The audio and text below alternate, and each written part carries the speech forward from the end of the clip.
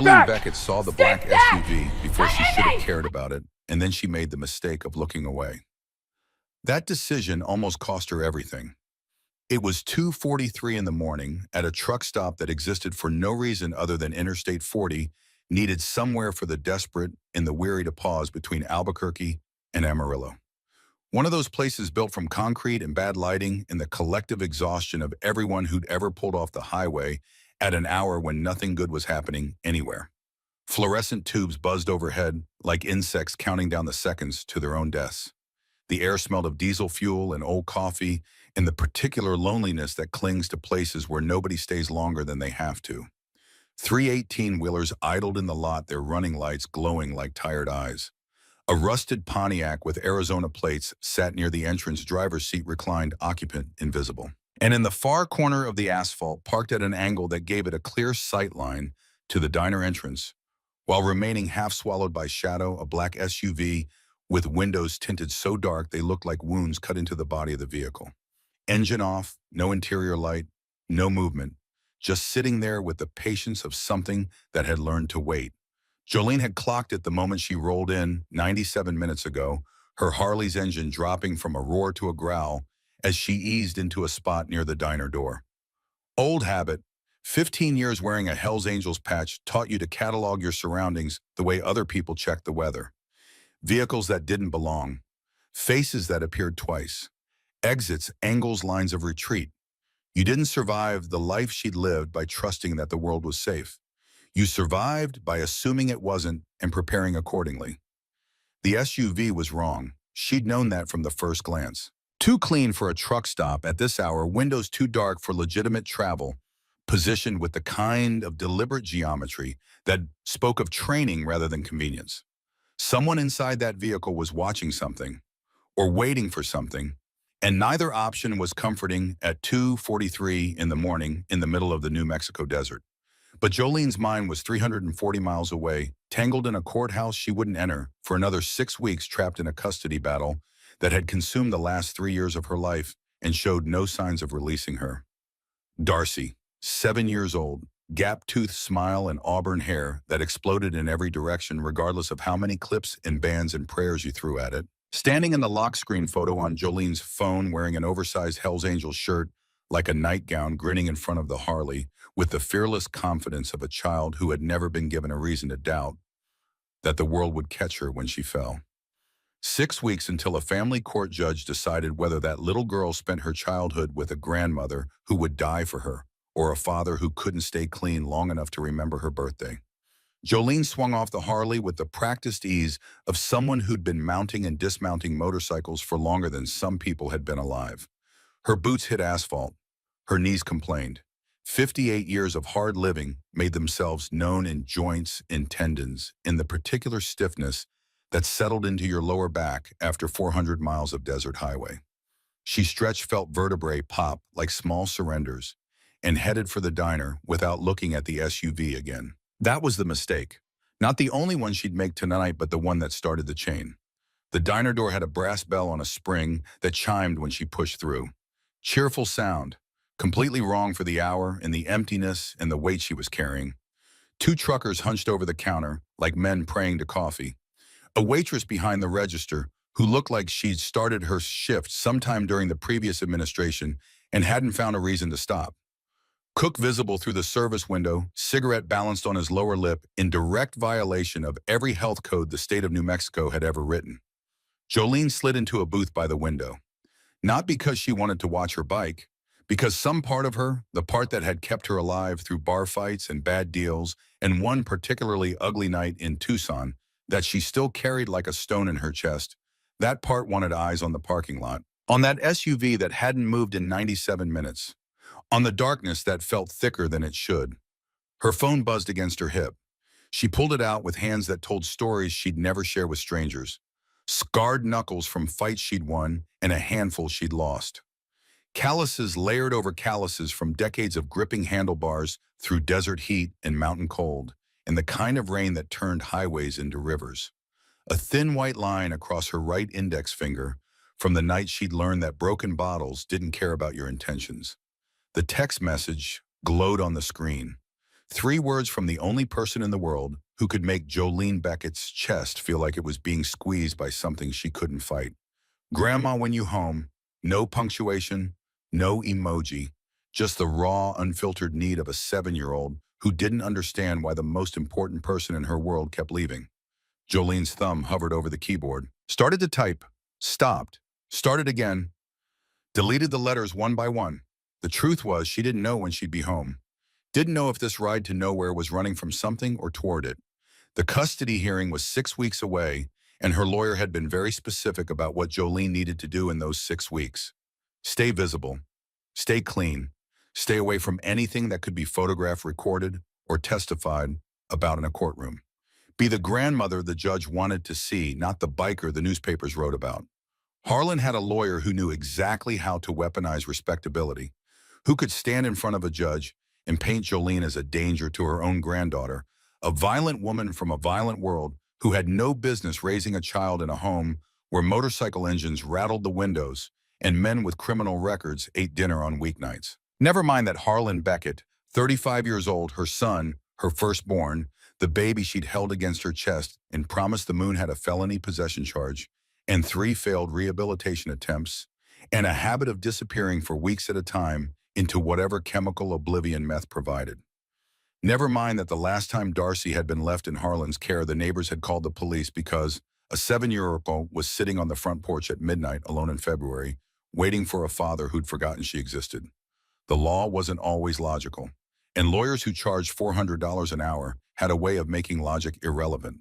She pocketed the phone without responding. Some conversations required more than text, required looking into those bright hazel eyes and explaining why the world was built on uneven ground, why the people who were supposed to protect you sometimes became the people you needed protection from. The waitress materialized beside the booth, 60-something with a name tag that read Nadine, and a face that had processed more human misery across a Formica counter than most therapists saw in a career.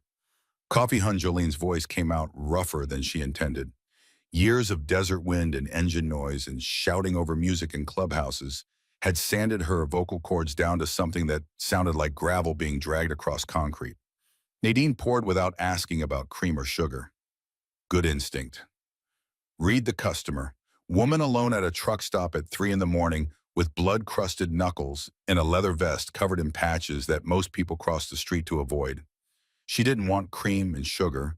She wanted caffeine strong enough to keep her upright and something warm to wrap her hands around while the ghost circled. "You all right, sweetheart?" The question carried no judgment, just the tired kindness of someone who'd served coffee to the running and the broken for longer than some of these truckers had been driving. Jolene managed something that might have qualified as a smile under better circumstances. Just taking the long way home. Nadine's expression said she'd heard that line before and believed it about as much as she believed the cook when he swore he'd quit smoking. But she moved on without pressing. Some people wanted to talk. Some people wanted to be left alone with whatever they were carrying. The good ones could tell the difference. Jolene wrapped both hands around the mug. Heat seeped through ceramic into skin, grounding her in the present, pulling her back from the courthouse in her head, and the little girl 340 miles away, who was probably asleep by now, hopefully asleep curled up in the bed Jolene had bought her with the quilt Jolene had made from scraps of old shirts, because Darcy liked sleeping under things that smelled like home. Her gaze drifted back to the window, past her Harley sitting under the sodium lights like a loyal joint waiting for its owner, past the idle trucks in the silent Pontiac, to the far corner of the lot where that black SUV sat in the shadows, still unmoving, still patient, still wrong in ways that Jolene's survival instincts were trying to articulate, but her exhausted mind kept overruling. Something about the angle, the way it was positioned for a clear line of sight to the diner entrance, but tucked behind a concrete barrier that broke up its silhouette from inside.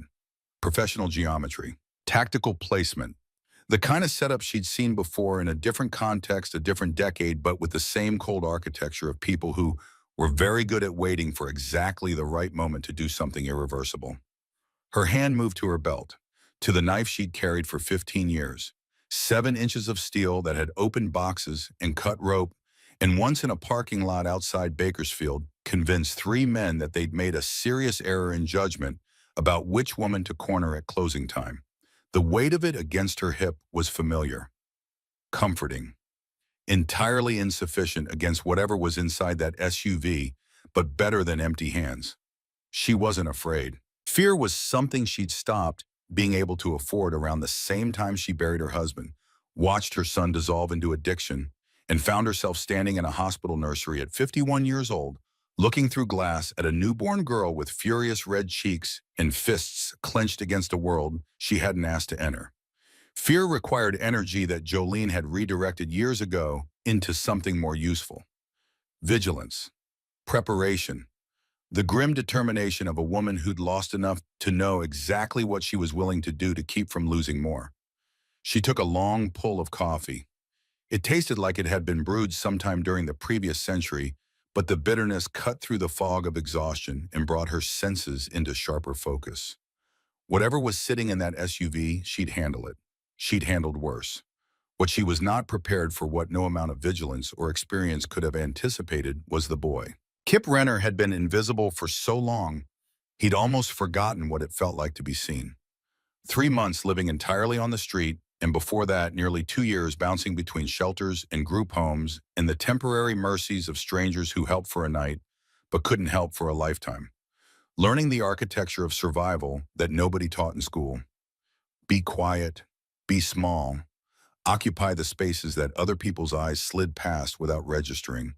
Perfect the art of human camouflage until you move through the world like a rumor present, but unconfirmed there, but never quite real enough to demand attention. He was 11 years old and he'd become very good at being nothing. Tonight he was wedged into the narrow gap between a dumpster and the cinder block wall behind the truck stop's kitchen. The smell was terrible, rotting food and rancid grease, and the sour undertone of things decomposing in the October heat that lingered even after the sun went down. But the smell was also protection. Nobody came back here voluntarily. Nobody wanted to investigate the source of that particular stench, which made it perfect for a boy who needed to exist in the margins where the world's attention didn't reach. His backpack sat between his feet. Everything he owned compressed into a school bag with a broken zipper that he'd found in a donation bin outside a church in Las Cruces. One t-shirt that used to be white before the road and the weather and the accumulated grime of homeless life had turned it the color of dishwater. A pair of jeans held together more by habit than fabric. Socks so thin they were practically theoretical. A cracked phone with no service plan that he kept because the photos on it were the only evidence that his old life had been real, that he'd once had a mother and a sister and a kitchen with yellow curtains and cereal in the morning. And buried at the bottom, wrapped in a plastic grocery bag to keep it safe from rain and sweat and the damp that crept into everything when you slept outdoors, a photograph he couldn't look at but couldn't throw away. Nora, 8 years old in the picture, which meant she was 11, now the same age as Kip. Dark hair in 2 braids, front tooth missing, wearing the purple hoodie she'd refused to take off for 3 straight weeks because their mother had bought it at a yard sale and told her it was the color of Queens. In the photo, she was laughing at something outside the frame, head thrown back, mouth wide open, completely unguarded, in the way that only children who still trusted the world could be. She was somewhere in the foster system now, being raised by strangers in some house Kip had never seen, in some city he didn't know, sleeping in a bed that wasn't hers, surrounded by people who might be kind or might be indifferent, but either way weren't family. 3 years since they'd been separated. 3 years since Kip had stood frozen in their kitchen while Croy, their stepfather, beat their mother with the kind of focused mechanical violence that suggested he'd done it so many times it had become routine. While Nora screamed from behind the kitchen table, hands clamped over her ears, begging someone, anyone, to make it stop. While Kip's feet welded themselves to the linoleum and his voice died somewhere between his lungs and his throat, and his entire body locked up like someone had severed the connection between his brain and his muscles. He just stood there, 11 years old, in a doorway, with his mother's blood on the floor 6 feet away, and his sister screaming his name, and his stepfather's fists rising and falling with metronomic regularity, and Kip hadn't moved, hadn't spoken, hadn't done a single thing to change what was happening. The social worker came the next day, took one look at the broken furniture, the holes in the drywall, the dried blood that nobody had cleaned up because there was nobody left who cared enough to clean. Nora was young enough, undamaged enough on the surface, easy enough to place. A sweet girl, braids and a purple hoodie, and a smile that could still light up a room if you gave it reason to. Foster families wanted daughters like Nora, wanted the project of healing a child who was still soft enough to heal. Kip was 11, old enough to be labeled difficult, old enough to have witnessed things that made adults uncomfortable when they read the case file, old enough that prospective foster parents looked at him and saw trajectory instead of possibility, saw statistics about boys from violent homes who grew into violent men, saw risk instead of a kid who just needed someone to stand between him and the darkness. So Nora went to strangers who promised to love her. And Kip went back to Croy because the system in its infinite mechanical wisdom determined that one parent with a temper was better than no parents at all. He lasted 4 months. 4 months of walking on eggshells and sleeping with one eye open and learning to read Croy's moods, the way sailors read weather, watching for the atmospheric shifts that preceded violence. 4 months of eating whatever was in the refrigerator when Croy wasn't looking and wearing long sleeves to school to cover bruises and telling teachers he was fine. Everything was fine, he was just tired. Then he ran, climbed out his bedroom window on a Tuesday night in January with nothing but the clothes on his back and Nora's photograph in his pocket and the absolute certainty that staying was going to kill him. Spent the first year in shelters that had rules about how long you could stay. Spent the second year in group homes that smelled like bleach and felt like waiting rooms for lives that never arrived. Spent the last 3 months entirely outdoors after the last shelter told him there wasn't space. Sorry, kid, try again next week, and next week never came.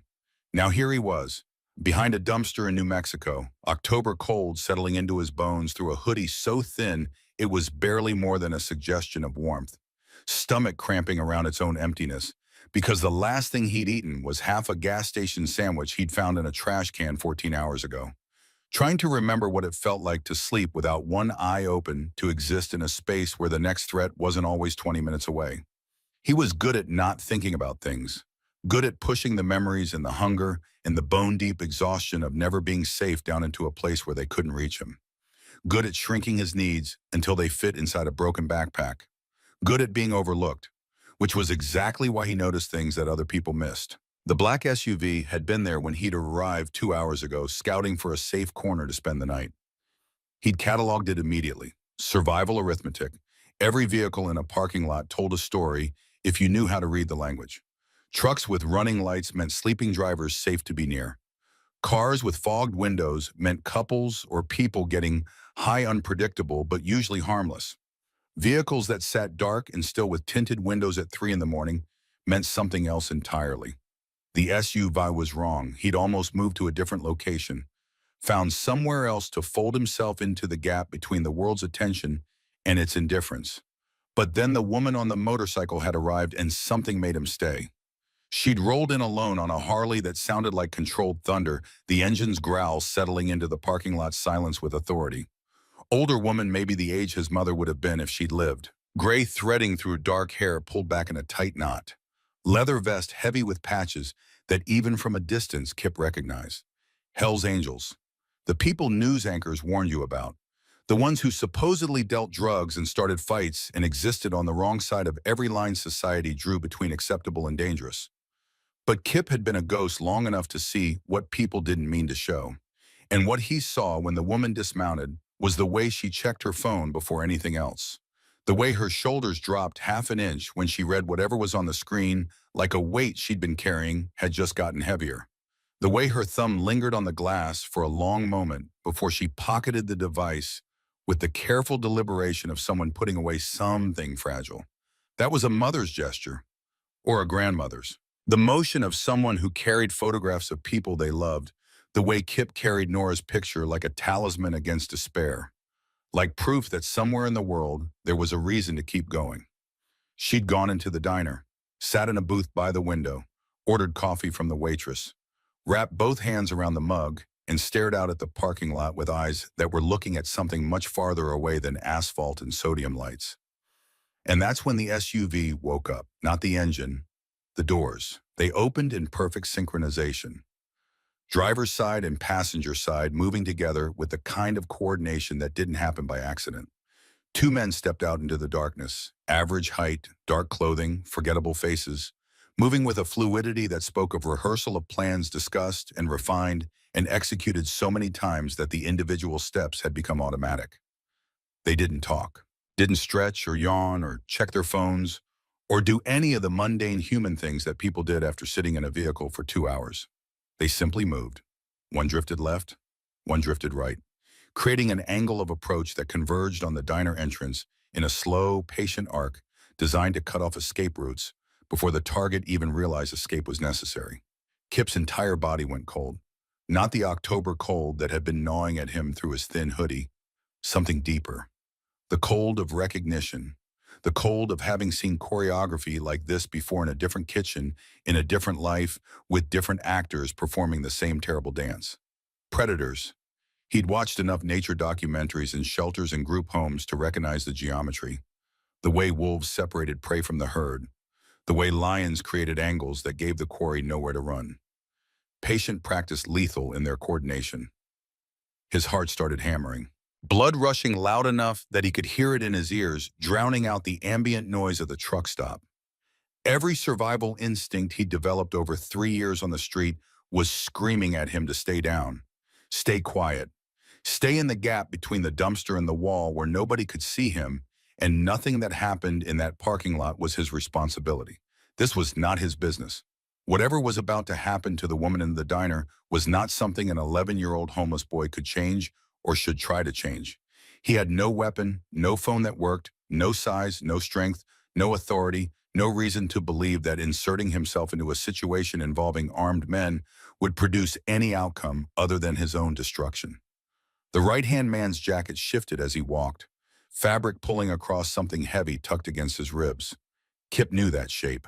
Had memorized it 3 years ago in a kitchen with blood on the floor, and Croy waving a pistol at the social worker barrel catching fluorescent light as it swung in wild arcs, slurring threats about how nobody was taking his kids, while their mother bled from a split lip and Nora sobbed behind the table, and Kip stood in the doorway unable to move, unable to speak, unable to do anything except exist as a witness to his own uselessness.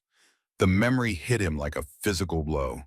Sudden and total, and so vivid, he could smell the blood, could hear Nora's voice cracking on his name, could feel the paralysis spreading through his muscles like poison locking him in place while the world burned. The man's hand disappeared inside his jacket, fingers curling around something metallic.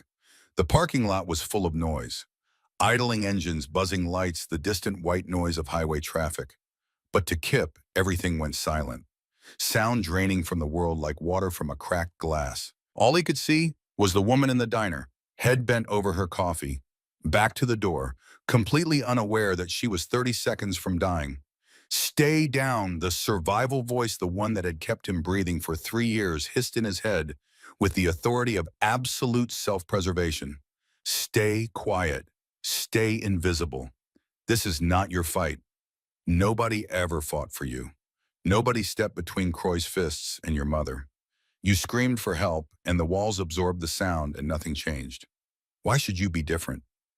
His fingers found Nora's photograph through the fabric of his pocket, felt its edges softened by years of handling, and he heard her voice small and desperate and absolutely certain that her brother could save them both if he just tried.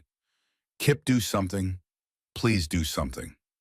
The man's gun cleared his jacket, black metal reflecting the sodium lights in dull orange flashes. Barrel rising towards the diner window, toward the woman who had no idea that the last ordinary moment of her life was already over. 3 years of silence broke. Kip's legs moved before his brain caught up, before fear could lock him down the way it had in that kitchen, before the survival voice could convince him that staying hidden was the same as staying alive. He exploded out of the shadows behind the dumpster, sneakers slapping pavement, arms pumping, heart trying to break through his rib cage, voice ripping out of his throat in a sound that was part warning and part war cry, and part the accumulated rage of a boy who had spent 3 years hating himself for standing still. Gun. The word came out cracked and raw. 11-year-old vocal cords straining against a volume they were never designed to produce. But it cut through the night, cut through the ambient noise and the buzzing lights and the white noise of the highway. cut through everything with the jagged, unmistakable clarity of a human being screaming because their life depended on it. The shooter's head snapped toward the sound, expression shifting from focused calm to confused irritation. Gun swinging away from the diner window, tracking toward the source of the scream, toward the small figure hurtling across the asphalt with nothing but momentum and desperation. Inside the diner, the woman's head jerked up, eyes wide, body already moving. The shooter's finger found the trigger. Kip heard the shot before he felt it, a sharp crack that echoed off concrete and metal and seemed to bounce between the trucks before scattering into the desert sky. Somewhere behind him, birds exploded off power lines. A truck alarm began to wail. Then fire, white-hot detonating through his left side just below the ribs. The impact spun him sideways, feet tangling the world, tilting at an angle that his brain couldn't reconcile with gravity. Asphalt rushed up and met him with the indifferent brutality of hard surfaces meeting soft bodies. He hit shoulder first, then hip pain cascading through him in the waves that each one arrived worse than the last. For half a second, he thought he had just fallen, tripped over his own feet in the dark the way he had 100 times before. Maybe the shooter had missed. Maybe this was just the shock of pavement against bone and the rush of adrenaline creating sensations that felt like injury but weren't. Then the warmth started, spreading outward from his left side, soaking through his hoodie, pooling beneath his back, with a patience that felt almost gentle compared to the violence that had created it. Warm and wet and wrong in a way that his body understood before his mind caught up. He'd been shot. The taste of copper flooded his mouth. His vision softened at the edges, the parking lot lights smearing into halos of sick yellow. Above him, the sky was enormous and empty, and full of stars that didn't care about a boy bleeding on asphalt in the middle of New Mexico. But he'd done it, for the first time in 3 years, when it mattered, when a gun was pointed at someone who deserved better than a bullet. Kip Renner had moved, had screamed, had thrown his body between violence and its target, and refused to stand frozen in the doorway while someone else paid the price for his paralysis. He'd finally done something. Blood roared in Jolene's ears, louder than the gunshot that was still echoing across the parking lot, louder than her own heartbeat, louder than the scream that she realized after a disoriented second was coming from her own throat. She'd been raising the coffee mug to her lips when the boy's voice shattered the night. One word, gun, and 15 years of instinct took over before conscious thought had time to form an opinion. She dropped below the window-line, coffee exploding across the booth, ceramic shards scattering, hit the floor on her belly and rolled, came up in a crouch beside the diner door with the knife already in her hand. The second shooter came through the entrance. Too fast, too committed. He'd been approaching from the left flank, heard the shot, heard the commotion, and instead of retreating to the SUV like a professional should have, he'd accelerated his approach, trying to finish the job while chaos provided cover. Mistake. Jolene launched from the crouch, low, compact, brutal, all 58 years and 135 pounds of her channeled through her shoulder as it connected with his solar plexus. He was bigger, younger, stronger on paper. But Jolene had been hitting people since before this man was born, and she knew something that size and youth couldn't teach you. Leverage beats strength. Surprise beats speed. Commitment beats everything. His shot tore into the ceiling. Plaster and dust rained down. The gun spun from his grip as they hit the floor, together, Jolene on top. Knife already moving. Not to kill. She was past the age of killing if she could avoid it. Just a quick, deep kiss of steel across his forearm, blade parting skin and muscle with surgical precision, finding the tendons that controlled his grip. He screamed, curled around the wound, stopped being a threat. She was already moving again. Through the door, into the parking lot, boots pounding asphalt, eyes scanning. The black SUV roared to life, headlights blazing. The first shooter was scrambling inside, clutching something against his body. Tires screamed against pavement as the vehicle fishtailed toward the interstate with an acceleration that suggested a modified engine and a planned extraction route. Professional, rehearsed, gone before Jolene could close the distance. She let them go, because 20 feet away, a boy was lying on the asphalt. Small, so impossibly small, couldn't be more than 11 or 12, wearing a hoodie so thin she could see through it in places. Sneakers with the soles peeling away from the uppers. The kind of child who existed in the margins of society's peripheral vision, seen and unseen simultaneously present, but never quite real enough to demand the world's attention. He was staring up at the sky, eyes wide, each breath coming shallow and sharp, like his lungs were fighting against something his body couldn't explain. His left side was dark with a spreading wetness that looked black under the sodium lights, but Jolene knew was red. She'd seen enough blood in her life to recognize it by the way it moved, by the way it caught light, by the way it smelled when there was enough of it pooling on warm asphalt. She dropped to her knees beside him, hands going automatically to the wound, fingers pressing hard into his side, trying to slow the river, trying to keep his life from draining onto truck stop concrete in the middle of nowhere. His blood was hot against her palms, slick and real and terrifying in a way that her own injuries had never frightened her, because this was a child's blood, and children were not supposed to bleed like this, were not supposed to lie on parking lots at 3 in the morning with bullet holes in their bodies and eyes that were working very hard to stay focused on a world that was trying to go dark. "Stay with me, kid." Her voice came out harder than she intended. Command voice. The voice that had talked down violent drunks and maintained order in clubhouses, and once convinced a state trooper that the suspicious shape under her jacket was absolutely nothing worth investigating. "Hey, look at me. What's your name?" His eyes rolled toward her, struggled to find purchase. Lips moved. Sound came out thin and reedy, the voice of someone speaking from very far away. "Kip." She filed it, made it real. He had a name, was a person, not just a random kid who'd done something impossibly stupid and impossibly brave on a patch of asphalt that nobody would remember tomorrow. "I'm Jolene. You just stepped in front of a bullet for me, Kip. Why?" The question probably wasn't fair. You didn't ask a boy who was bleeding out to justify his choices. But she needed to understand what would make a child do what this child had done. What kind of desperation or courage or damaged wiring produced an 11-year-old who threw himself between a stranger and a gun? His answer came in fragments, words separated by gasps that sounded like they were being torn from somewhere deeper than his lungs. "Because nobody stepped in front of one for my mom." Pause, breath like broken glass. "Because Nora begged me to do something, and I just stood there." Another breath, weaker. "Because I couldn't live with that silence one more day." Each word landed on Jolene with the force of something heavier than language.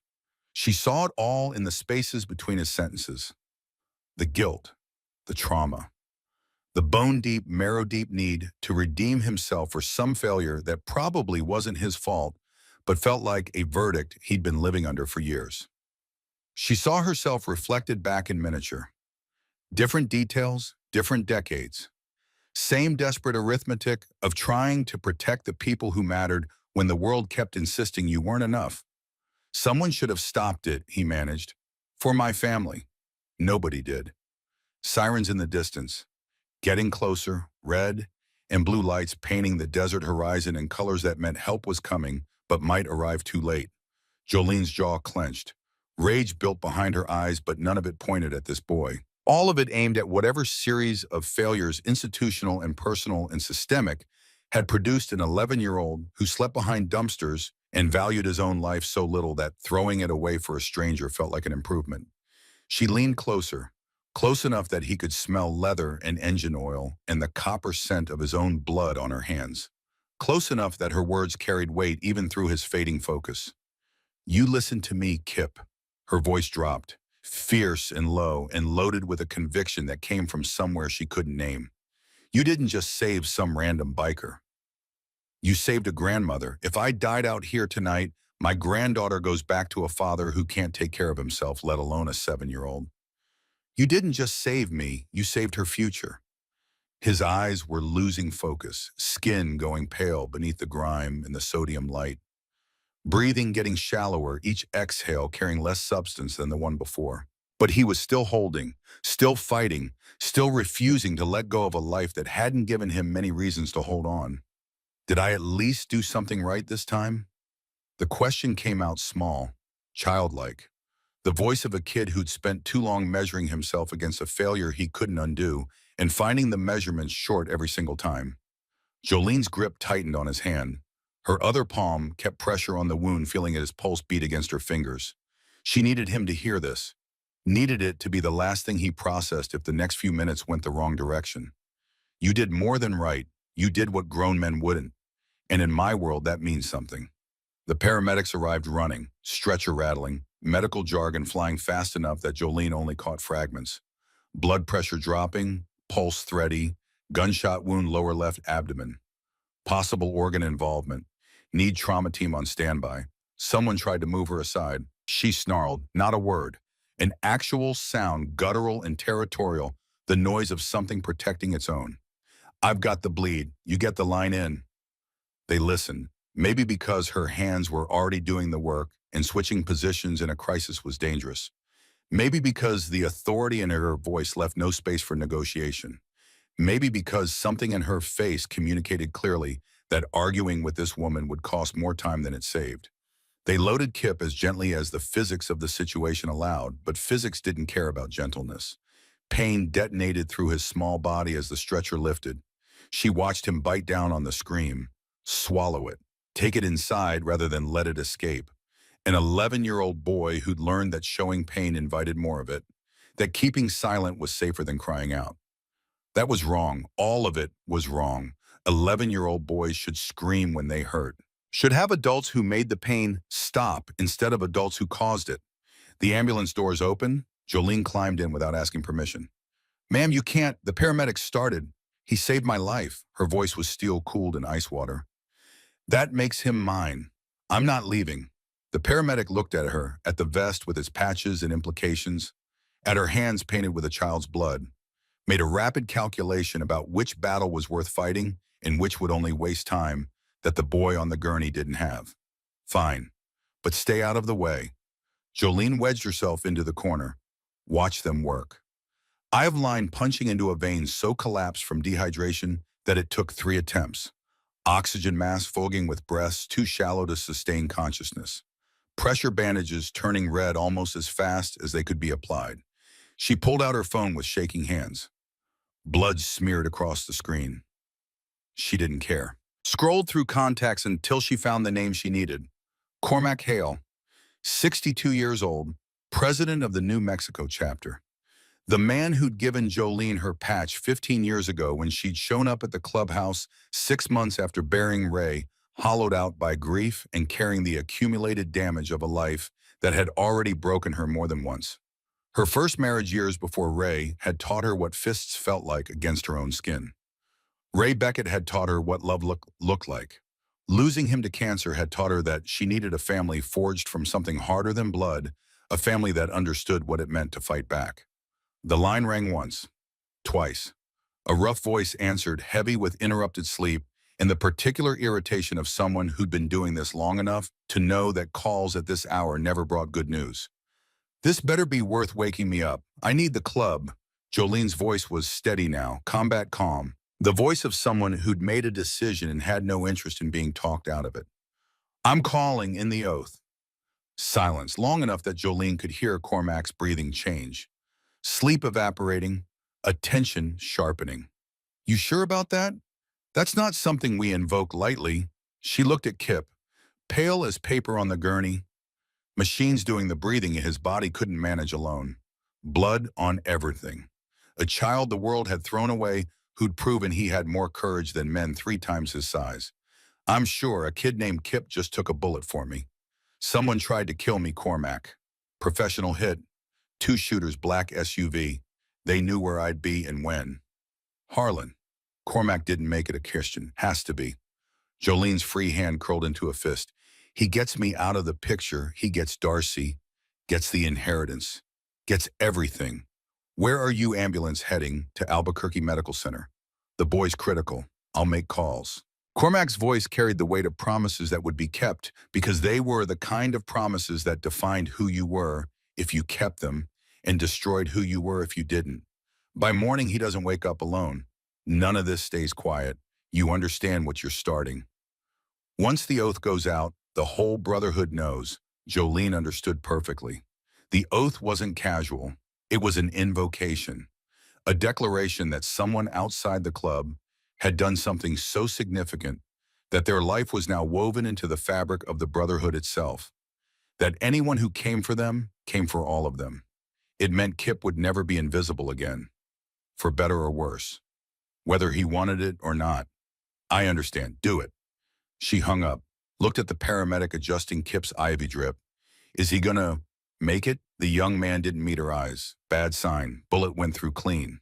Missed the major organs, but he's lost a lot of blood, and I don't know how long he was on the street before tonight. Malnutrition, dehydration, possible infection. His body was already compromised before this happened. Adding this kind of trauma on top of that, he let the implication hang in the recycled air of the ambulance, like something heavy waiting to fall. He's a fighter, Jolene said. Stated it like she was reading the result off a lab test. He'll make it. The ambulance screamed through the desert night, lights painting the darkness red and blue, sirens scattering the silence of empty highway.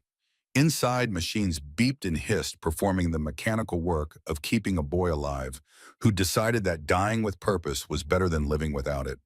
Jolene kept her hand on his, anchoring him, letting him know, even unconscious, that the days of nobody noticing were over. The note was still in her pocket. She'd grabbed it from the asphalt in the chaos, scooped it up without thinking, the way you grab evidence before it disappears. Blood-smeared paper with handwriting so neat it looked printed. 5 words in blue ink. Eliminate mother. Son inherits estate plus custody of child. Harlan, her own son. The baby she'd rocked to sleep in a house on Thornton Street while his father worked doubles at the refinery. The toddler who'd put his fat hands on her cheeks and said mama like it was the most important word in any language. The teenager she'd watched darken year by year as the drugs hollowed him out and replaced everything she'd loved with something hungry and calculating and incapable of seeing other people as anything other than obstacles or resources. He tried to kill her for money. For a granddaughter he didn't love but wanted, because Darcy's trust fund that Jolene had built from Ray's life insurance after the cancer took him was worth enough to make murder seem like a reasonable investment. The rage that moved through her was nothing like fire. Fire was visible, dramatic, destructive in ways that announced themselves. This was colder, deeper, the kind of anger that didn't explode or shatter or leave evidence. The kind that planned, that strategized, that would systematically dismantle whatever Harlan thought he'd built and make sure he never threatened Darcy again. But first, this boy had to live. First, the oath had to be honored. First, she had to prove that when someone stepped in for you, you stepped in for them. No matter how complicated, it made everything that came next. The hospital materialized out of the darkness. White buildings against black sky. Emergency entrance blazing with fluorescent light. They wheeled Kip in at a run. Jolene followed until a nurse blocked her path with the professional firmness of someone accustomed to preventing unauthorized humans from entering restricted spaces. Family only beyond this point. I'm all he's got. The statement hovered between lie and truth. Might be completely accurate for all she knew about this boy's circumstances. The nurse assessed her. The vest, the blood, the set of Jolene's jaw that communicated without ambiguity that removing her from this hallway would require more personnel and more conflict than the situation warranted. Waiting room is through there. We'll update you when we can. Jolene took it. Not permission exactly, but not refusal. A crack in the wall wide enough to exist inside. The waiting room was the particular purgatory that hospitals had perfected over decades of practice. Chairs designed to prevent comfort. Lighting calibrated to drain the color from human skin. A television mounted in the corner playing news with the sound off, closed captions scrolling catastrophes that seemed trivial compared to what was happening behind the double doors. Coffee from a machine that produced a liquid technically related to coffee, the way a photocopy was technically related to an original. Jolene couldn't sit. Energy needed somewhere to go, and stillness felt like surrender. She paced, wall to window to wall, counting steps because counting was something to do that wasn't thinking about an 11-year-old on an operating table with a bullet wound and a body that had already been fighting for survival long before tonight. Her phone buzzed. Text from Cormac. Word is out. Brothers are rolling. How many do you need? She stared at the question, realized she hadn't planned beyond the invocation itself. Hadn't considered the logistics of what came after calling in a sacred obligation that activated an entire network of people bound by oaths older than most of them. All of them, she typed back. He earned all of them. You'll have it. Sunrise full chapter. Anyone close enough to ride rides. Jolene's throat tightened. The brotherhood was imperfect, often brutal, frequently judged by people who saw the leather and the patches and made assumptions about character based on appearance. But when it mattered, when one of their own called in the voice that said, "This is real and this is now, and I need you," they came. No questions, no hesitation, no calculation about whether the drive was too long or the hour too early or the situation too complicated. They just came. And now Kip was one of them, whether he knew it yet or not. Hours passed. Doctors emerged and retreated through the double doors like messengers from a world governed by different rules. They spoke in terminology that Jolene caught in fragments. Surgery successful, 2 units of blood, stable but critical, severely malnourished, immune system compromised. The next 48 hours will tell us what we need to know. Touch and go. The phrase that meant humanity had done everything within its power, and now the outcome depended on forces that medicine couldn't measure or control. She finally sat, not because the energy had burned off, but because her legs refused to carry her any further. She stared at her hands. Kip's blood had dried brown beneath her fingernails, settled into the creases of her knuckles, stained the calluses that decades of riding had built. She should wash it off, should find a restroom and scrub until her skin was raw, and her hands looked like they belonged to a woman who hadn't spent the night holding a child's life between her palms. She didn't move. Dawn came slowly, light seeping through the waiting room windows with the caution of something that wasn't sure it wanted to illuminate what it would find. Jolene watched the sun rise over Albuquerque and thought about Darcy 340 miles away, waking up in a bed Jolene had made in a room Jolene had painted, surrounded by the accumulated evidence of a grandmother's love, completely unaware that everything was about to change. The parking lot outside had begun to fill, but not with cars, motorcycles. Arriving in pairs at first, then clusters, then a steady stream that showed no sign of stopping. Harley's choppers, custom builds with chrome that caught the early light and threw it back in blinding flashes. They parked in rows with a precision that suggested military experience or decades of practice or both. Neat lines of steel and leather stretching across the hospital lot. Jolene walked to the window, watched them gather, counted without meaning to, 20, 40, 60. The numbers kept climbing. Men and women swinging off bikes, stretching road-stiff muscles, some looking like they'd been riding for hours, some still wearing the rumpled evidence of having been pulled from bed at 4 in the morning by a phone call that said, "Someone needs us." All wearing vests with patches from different chapters, different states, different histories connected by the same code. A nurse appeared at Jolene's elbow, stared out the window with an expression that blended concern with something closer to awe. "Ma'am, what is happening in our parking lot?" "A sacred obligation," Jolene said. Like that explained everything. And for anyone who spoke the language it did, Simone. Cormac walked through the emergency entrance at 7:15. 62 years old with more scars and smooth skin and eyes that had cataloged the worst of humanity and occasionally its best. He spotted Jolene immediately.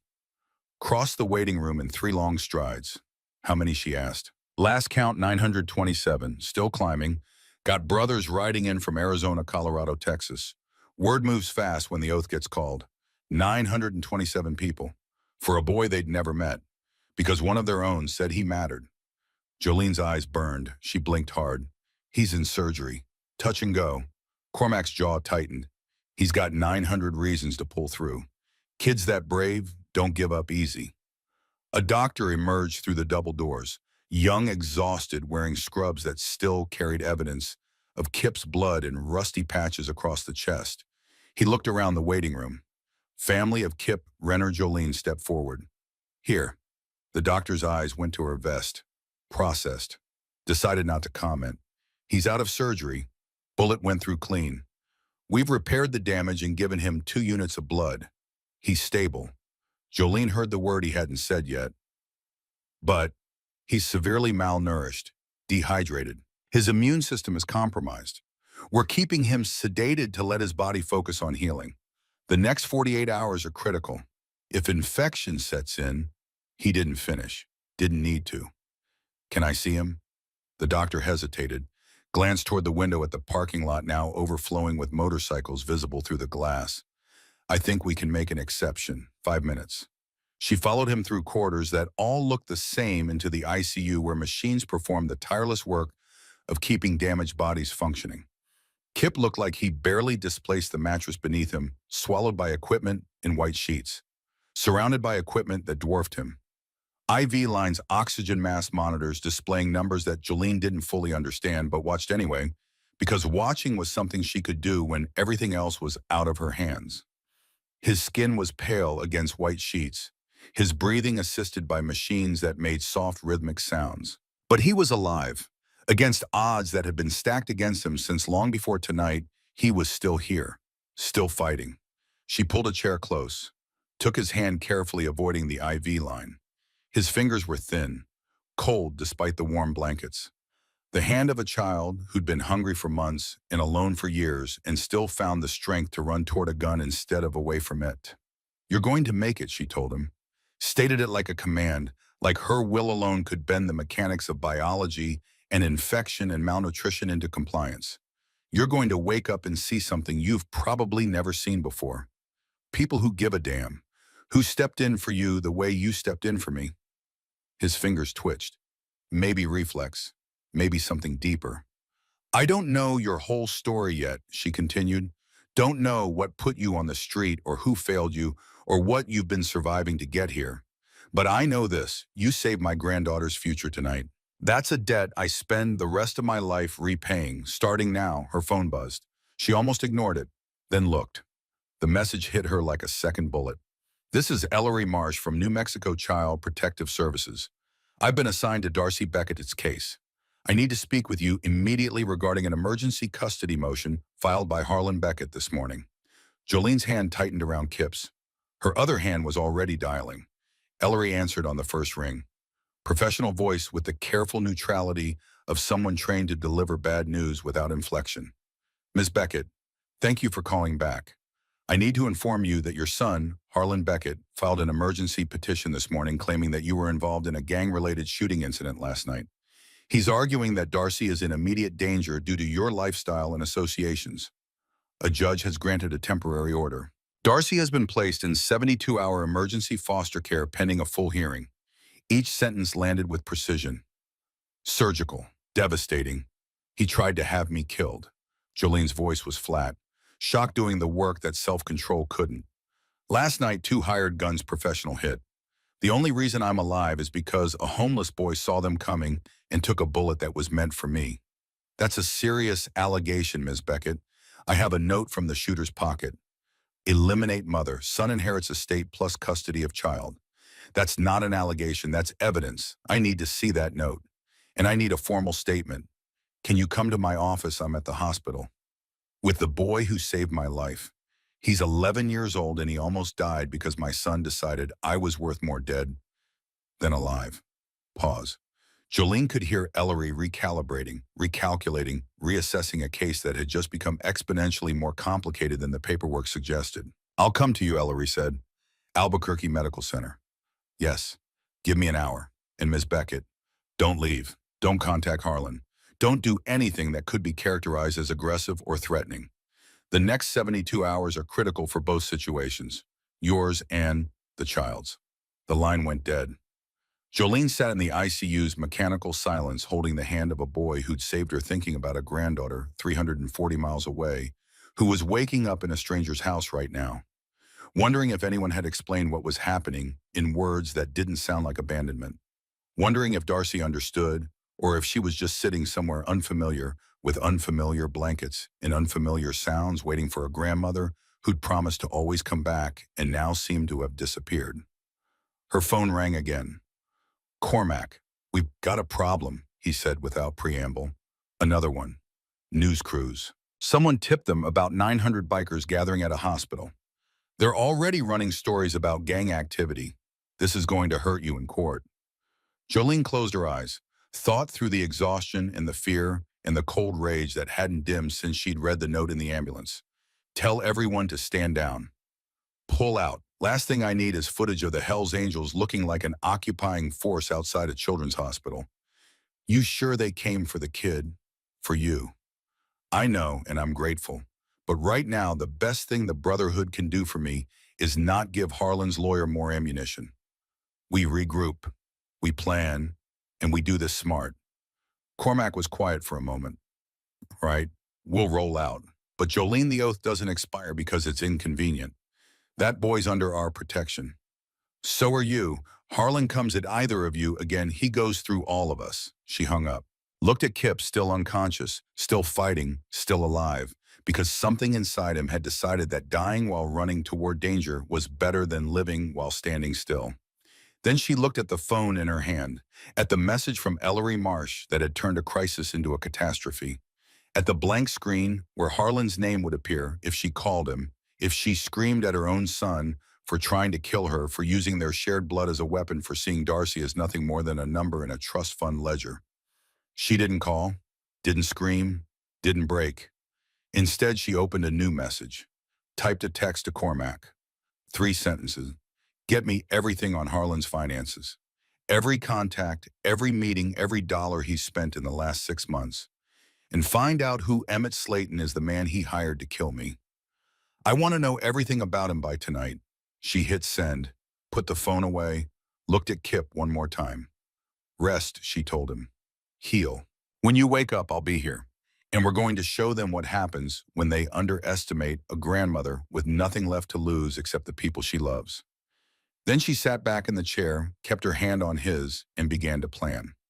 Not with the desperate improvisation of someone reacting to crisis, with the cold, methodical precision of a woman who'd survived every version of destruction the world had aimed at her and was now done playing defense. 72 hours. 3 days to save a granddaughter from a system that had already failed her, to keep alive a boy the world had discarded, to gather enough evidence to bury a son she'd raised and lost, and now had to destroy before he destroyed everything she'd built. 3 days. And Jolene Beckett had never needed more than that to change the terms of a fight. Outside the hospital window, the motorcycles were beginning to clear out. 927 engines rumbling to life in a controlled exodus that still managed to make the building's windows vibrate in their frames. A promise withdrawing but not disappearing. Relocating, not retreating. And somewhere on the other side of those mountains, a 7-year-old girl named Darcy was sitting in a stranger's kitchen eating cereal that tasted wrong, looking at a door that her grandmother hadn't walked through yet, holding on to a belief that was getting harder to hold with every hour that passed. Hold on, baby, Jolene thought.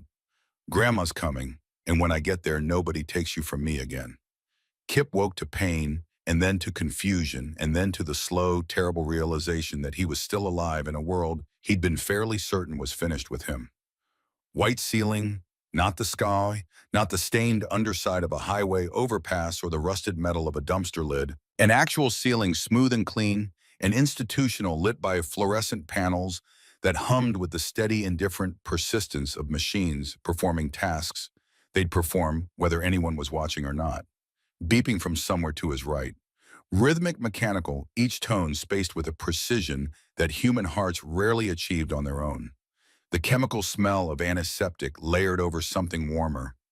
Something organic, the smell of a body that had been opened and repaired and was now being monitored by equipment that cost more than everything Kip had ever owned combined. He tried to sit up. His body responded with a protest so immediate and so absolute that he stopped moving before the intention fully formed.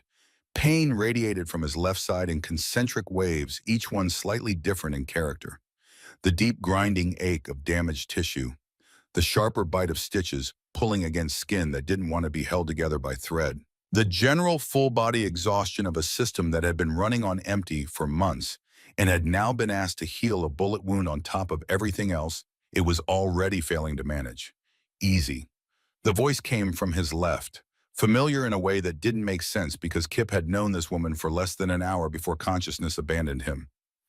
You've got stitches and staples holding your insides where they belong. Sudden movements are a terrible idea. He turned his head slowly. Jolene Beckett was sitting in a chair beside his bed. Same leather vest, Same dark hair with its threads of gray pulled back tight. Same face, though the exhaustion had deepened in the hours or days since he'd last seen it, settling into the lines around her eyes and mouth like water finding the lowest ground. She looked like she'd been sitting in that chair since they'd wheeled him in. Like leaving hadn't occurred to her, or if it had, she'd dismissed the thought with the same efficiency she'd used to dismiss the second shooter's attempt on her life. How long his voice came out as wreckage, throat raw from a tube he didn't remember, and vocal cords that felt like they'd been sandpapered. 36 hours since surgery. You've been drifting, mostly under. Fragments surfaced through the fog. The gun, the running, the white-hot detonation in his side, and the asphalt rushing up to meet him. Jolene's hands pressing into his body, warm and certain, and refusing to let go. The ambulance, its siren, a distant wail that seemed to belong to someone else's emergency. After that, nothing.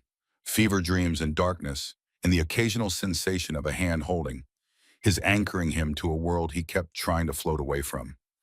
You had 927 people show up to make sure you didn't wake up alone, Jolene said, letting the number settle between them like something with physical weight. Kip blinked, tried to process the figure. Failed. Why? Because I called in something called the sacred oath. Because you saved my life, and in my world, that means something permanent. She leaned forward in the chair, elbows on her knees, eyes locked on his with the intensity of someone about to ask for something they had no right to ask and knew it.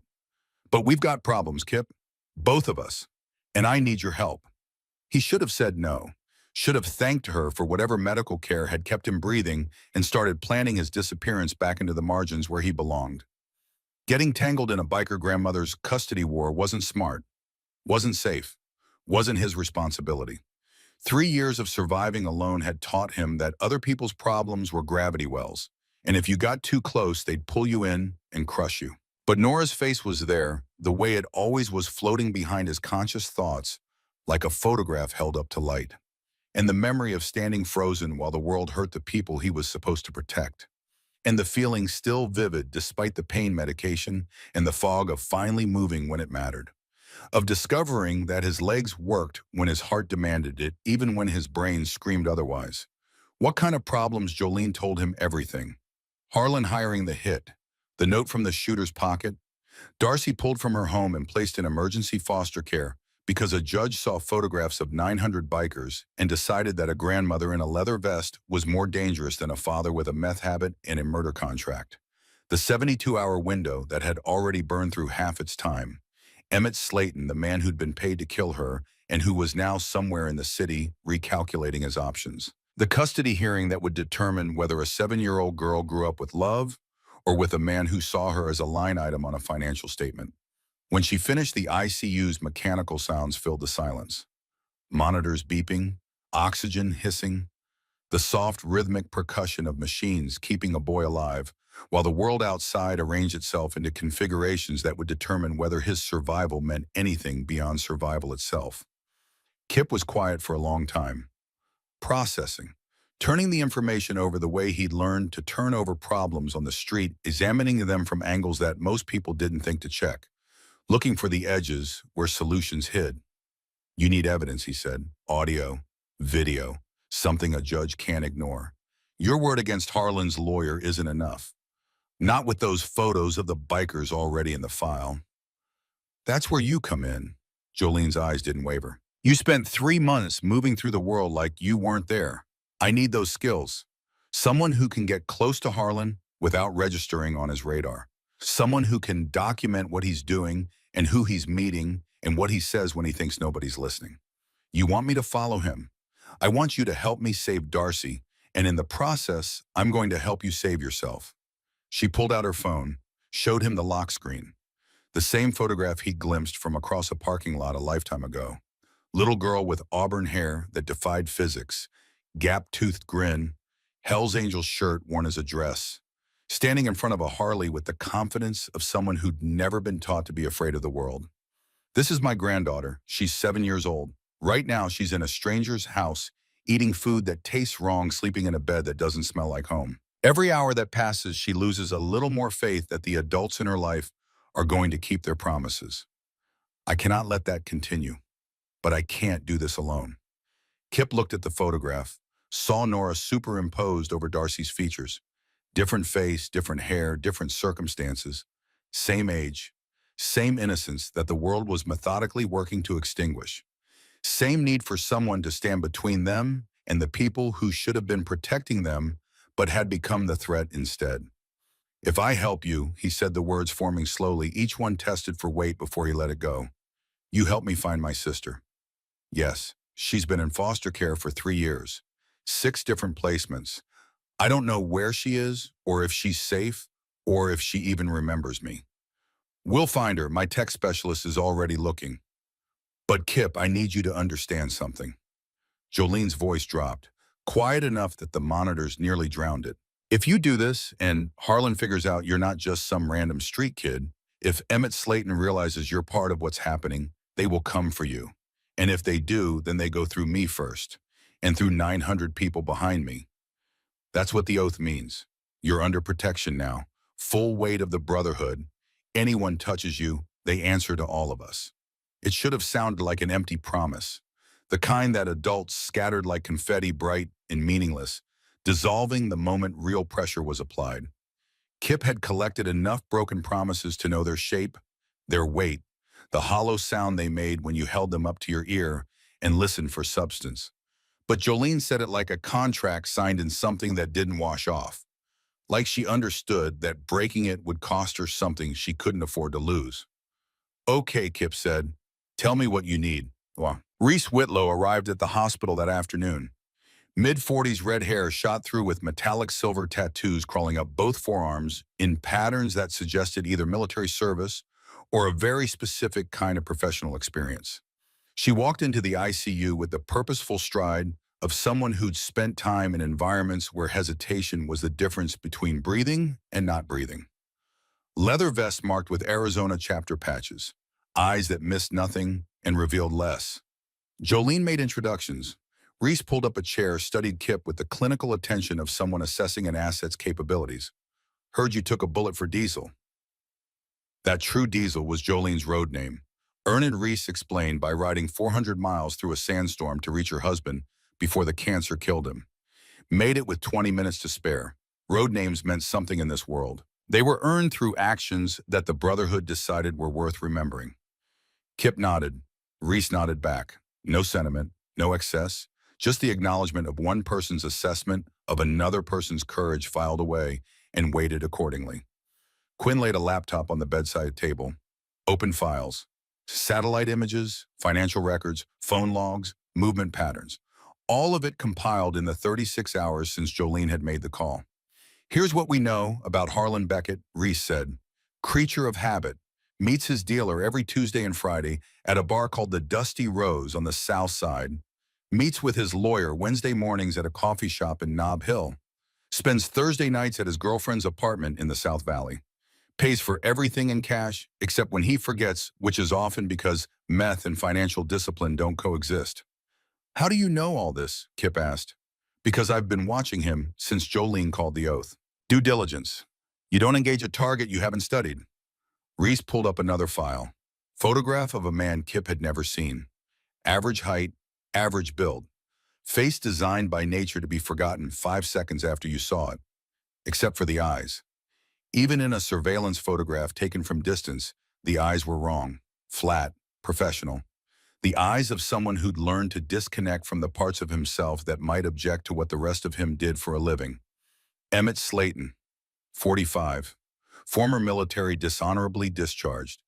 Private security for 6 years, then freelance work that the records describe as consulting, but that everyone in the intelligence community recognizes as contract killing. 3 suspected hits in the last decade. No convictions. No arrests. The kind of professional who doesn't make mistakes. "He made one last night," Jolene said. "He missed. He missed because an 11-year-old kid did something nobody planned for." Reese's expression suggested that she didn't consider this a reliable tactical advantage. "Next time he won't have an audience screaming warnings." Jolene leaned forward. "Can we prove the connection between Harlan and Slayton?" "Not yet. Harlan's been careful about one thing. He pays through a shell company registered to his girlfriend's name. Money flows through 2 intermediary accounts before it reaches Slayton. On paper, there's no direct link. Then we create one. Jolene's voice carried the flat certainty of someone who'd already worked through the problem and arrived at a solution she didn't particularly like, but was prepared to execute. We need Harlan on recording, talking to Slayton, discussing the hit, discussing Darcy, discussing money. Audio that a DA can take to a grand jury and a judge can't dismiss. That's where your boy comes in. Reese looked at Kip. You follow Harlan, document his meetings, record his conversations. Get close enough to capture evidence, but not so close that he notices you exist.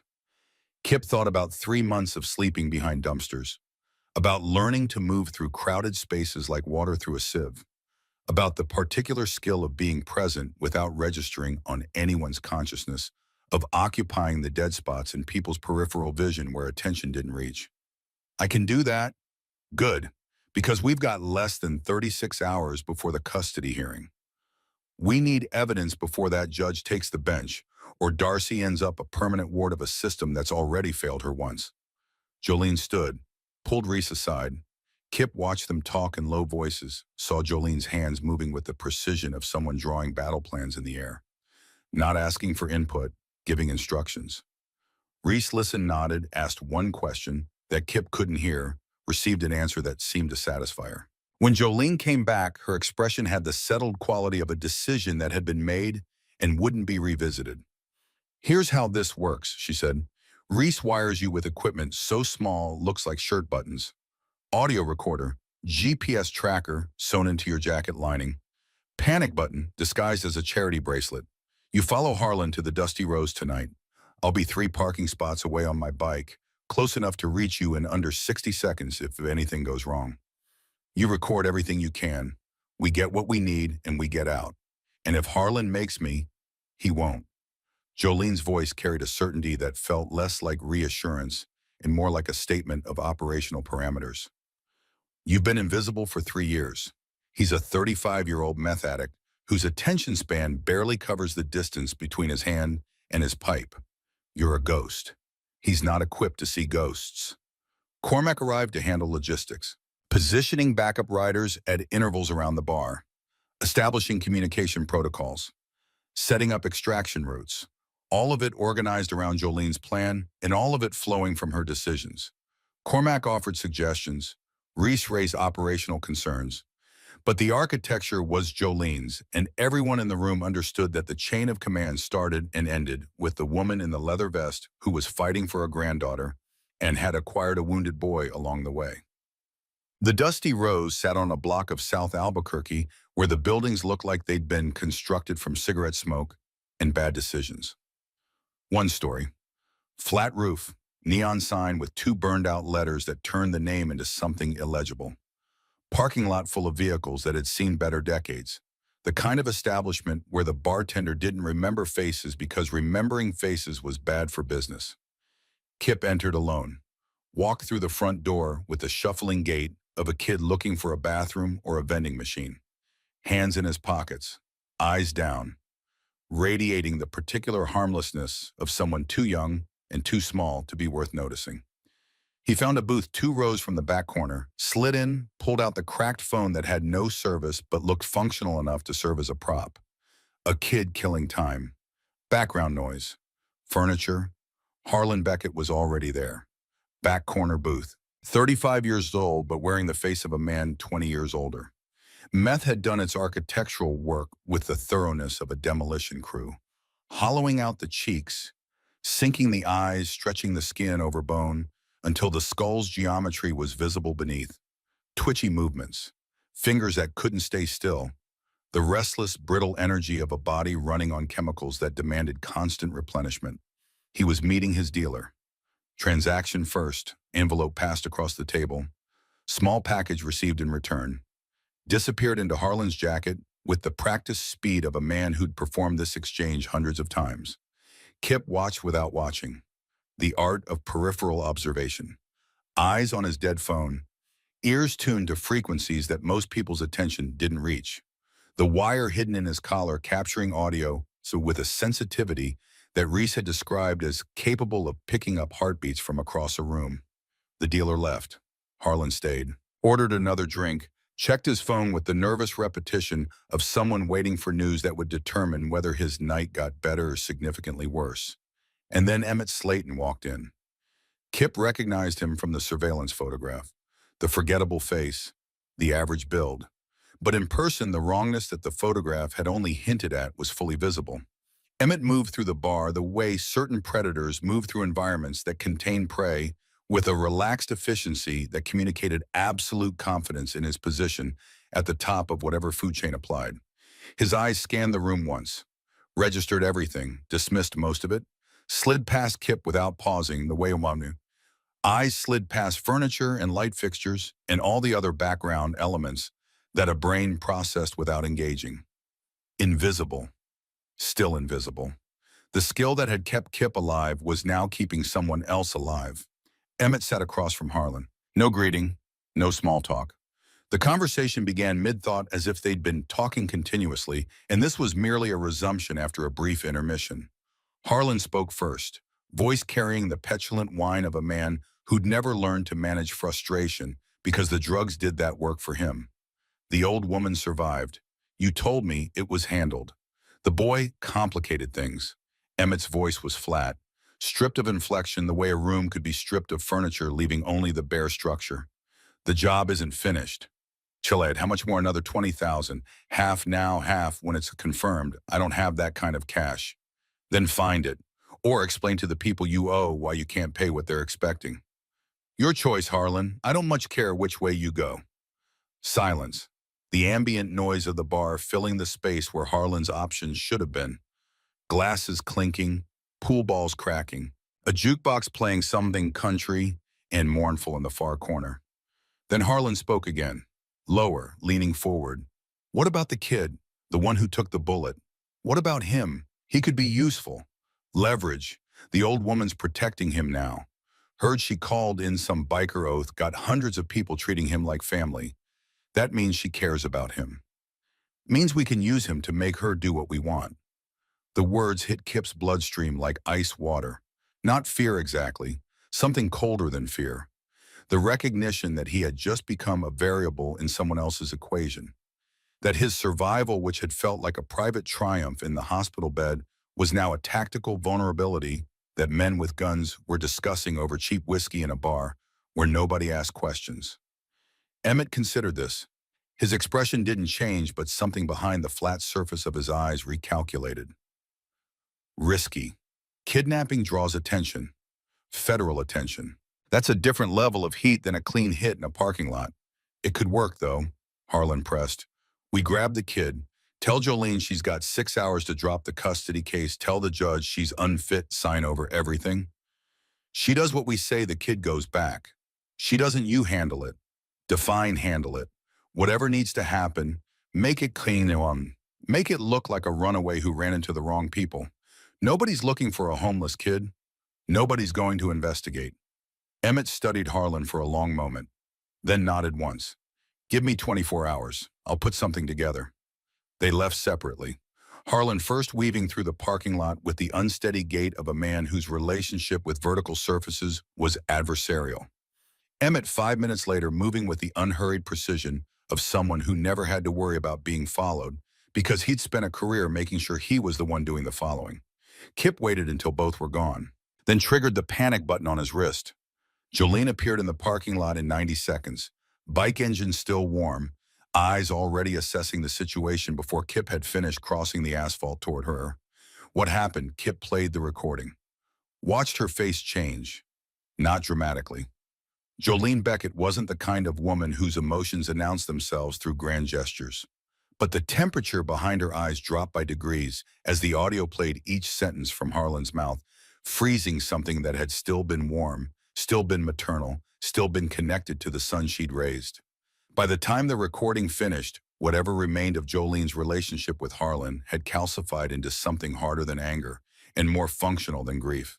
She looked at Kip, at the boy her own son had just discussed disposing of like an inconvenient variable.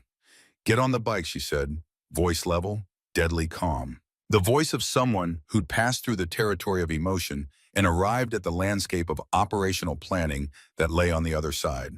We're going to Cormac's. We plan tonight. We execute tomorrow. The clubhouse occupied a converted warehouse on the industrial fringe of Albuquerque. Chain link and razor wires surrounding a building that looked abandoned from the outside and anything but from within. Pool table, bar, couches that had survived more conflicts than some nations. And Jolene standing at the center of it with the recording playing through speakers loud enough for every person in the room to hear Harlan's voice discussing the kidnapping and murder of an 11-year-old boy. When the audio finished, the silence had a physical quality, dense enough to feel against your skin. 15 bikers, men and women, different ages, different chapters, all wearing the same expression. The expression of people who'd heard something that demanded a response and were waiting to be told what form that response would take. Cormac spoke first. That simplifies things. They come for the kid. We've got justification to end this permanently. No. Jolene's voice cut through the murmur of agreement that had begun to build. We do this smart. We do it legal. We use this recording as evidence. We give it to the police, to the DA. We let the system handle it. The system. An older biker with a scar bisecting his left cheek from hairline to jaw spoke up. The system that put a 7-year-old with a junkie father in the first place. That let a meth head file emergency custody petitions. That looked at 900 people honoring an oath and saw a threat instead of a family. That system, Jolene said, meeting his eyes with a steadiness that left no room for debate, is watching us right now, looking for exactly the excuse you want to give them. We go in with violence. We prove every stereotype they've constructed about us. We prove that Harlan's lawyer was right. We lose Darcy permanently. Not to Harlan, to the state. Is that what you want? The room was quiet. I want Harlan gone too, Jolene continued. Every bone in my body wants to ride to his girlfriend's apartment and show him what happens when you threaten children. But I love Darcy more than I hate Harlan. And that means I play this smart even when smart feels like surrender. Cormac nodded slowly. She's right. We go in hot, we confirm every headline they've ever written about us. We go in smart, we prove we're better than they think. So what's the play? Reese asked from her corner. Laptop open, ready to translate strategy into logistics. Jolene walked to the center of the room, drew the plan in the air with her hands the way a general drew on a map. We let them try to take Kip. We control the when, the where, and the how. Wire him, track him, set up a location that we've prepared in advance with surveillance equipment covering every angle. Let Emmett Slayton walk into a box he doesn't know is a box. Record everything. Get him on camera admitting to the hit, admitting to the kidnapping, connecting himself to Harlan.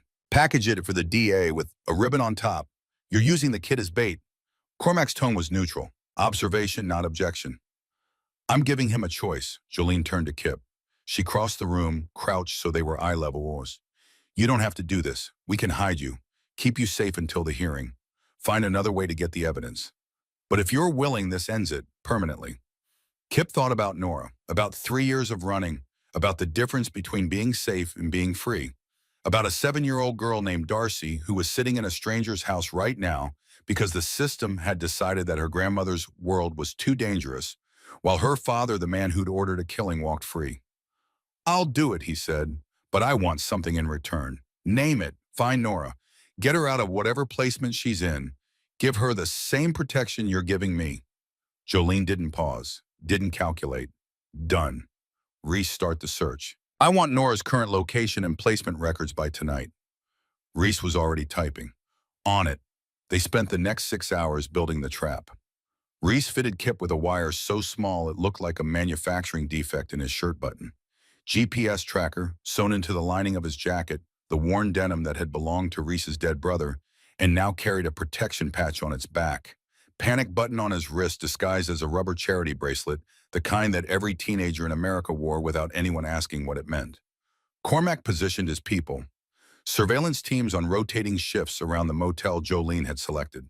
A rundown place on Central Avenue where rooms rented by the hour and the management's commitment to guest privacy was absolute, because guest privacy was the only product they actually sold.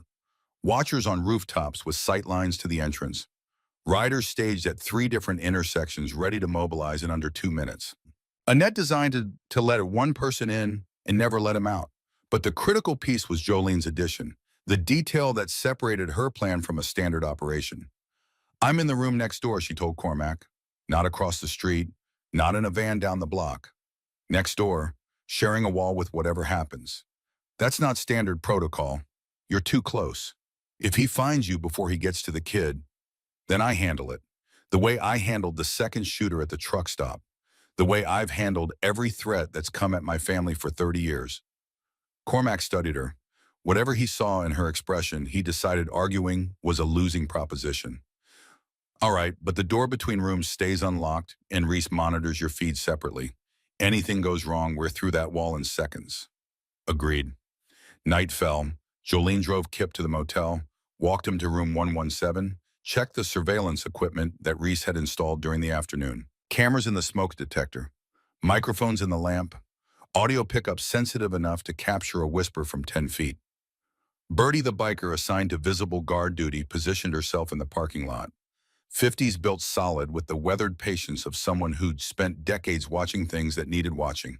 She sat on her bike near the entrance, visible enough to be noticed, distracted enough to appear careless. If you see Slayton coming, you hit the button, Birdie told Kip. Don't try to fight, don't try to run. You're the bait. Let us do the catching. Then they left him alone. Room 117 smelled like cigarette smoke and cleaning products that hadn't been effective since the previous decade. Stained carpet, thin curtains that filtered the parking lot's sodium light into a weak orange glow. A bed that sagged in the middle like it had given up on structural integrity years ago.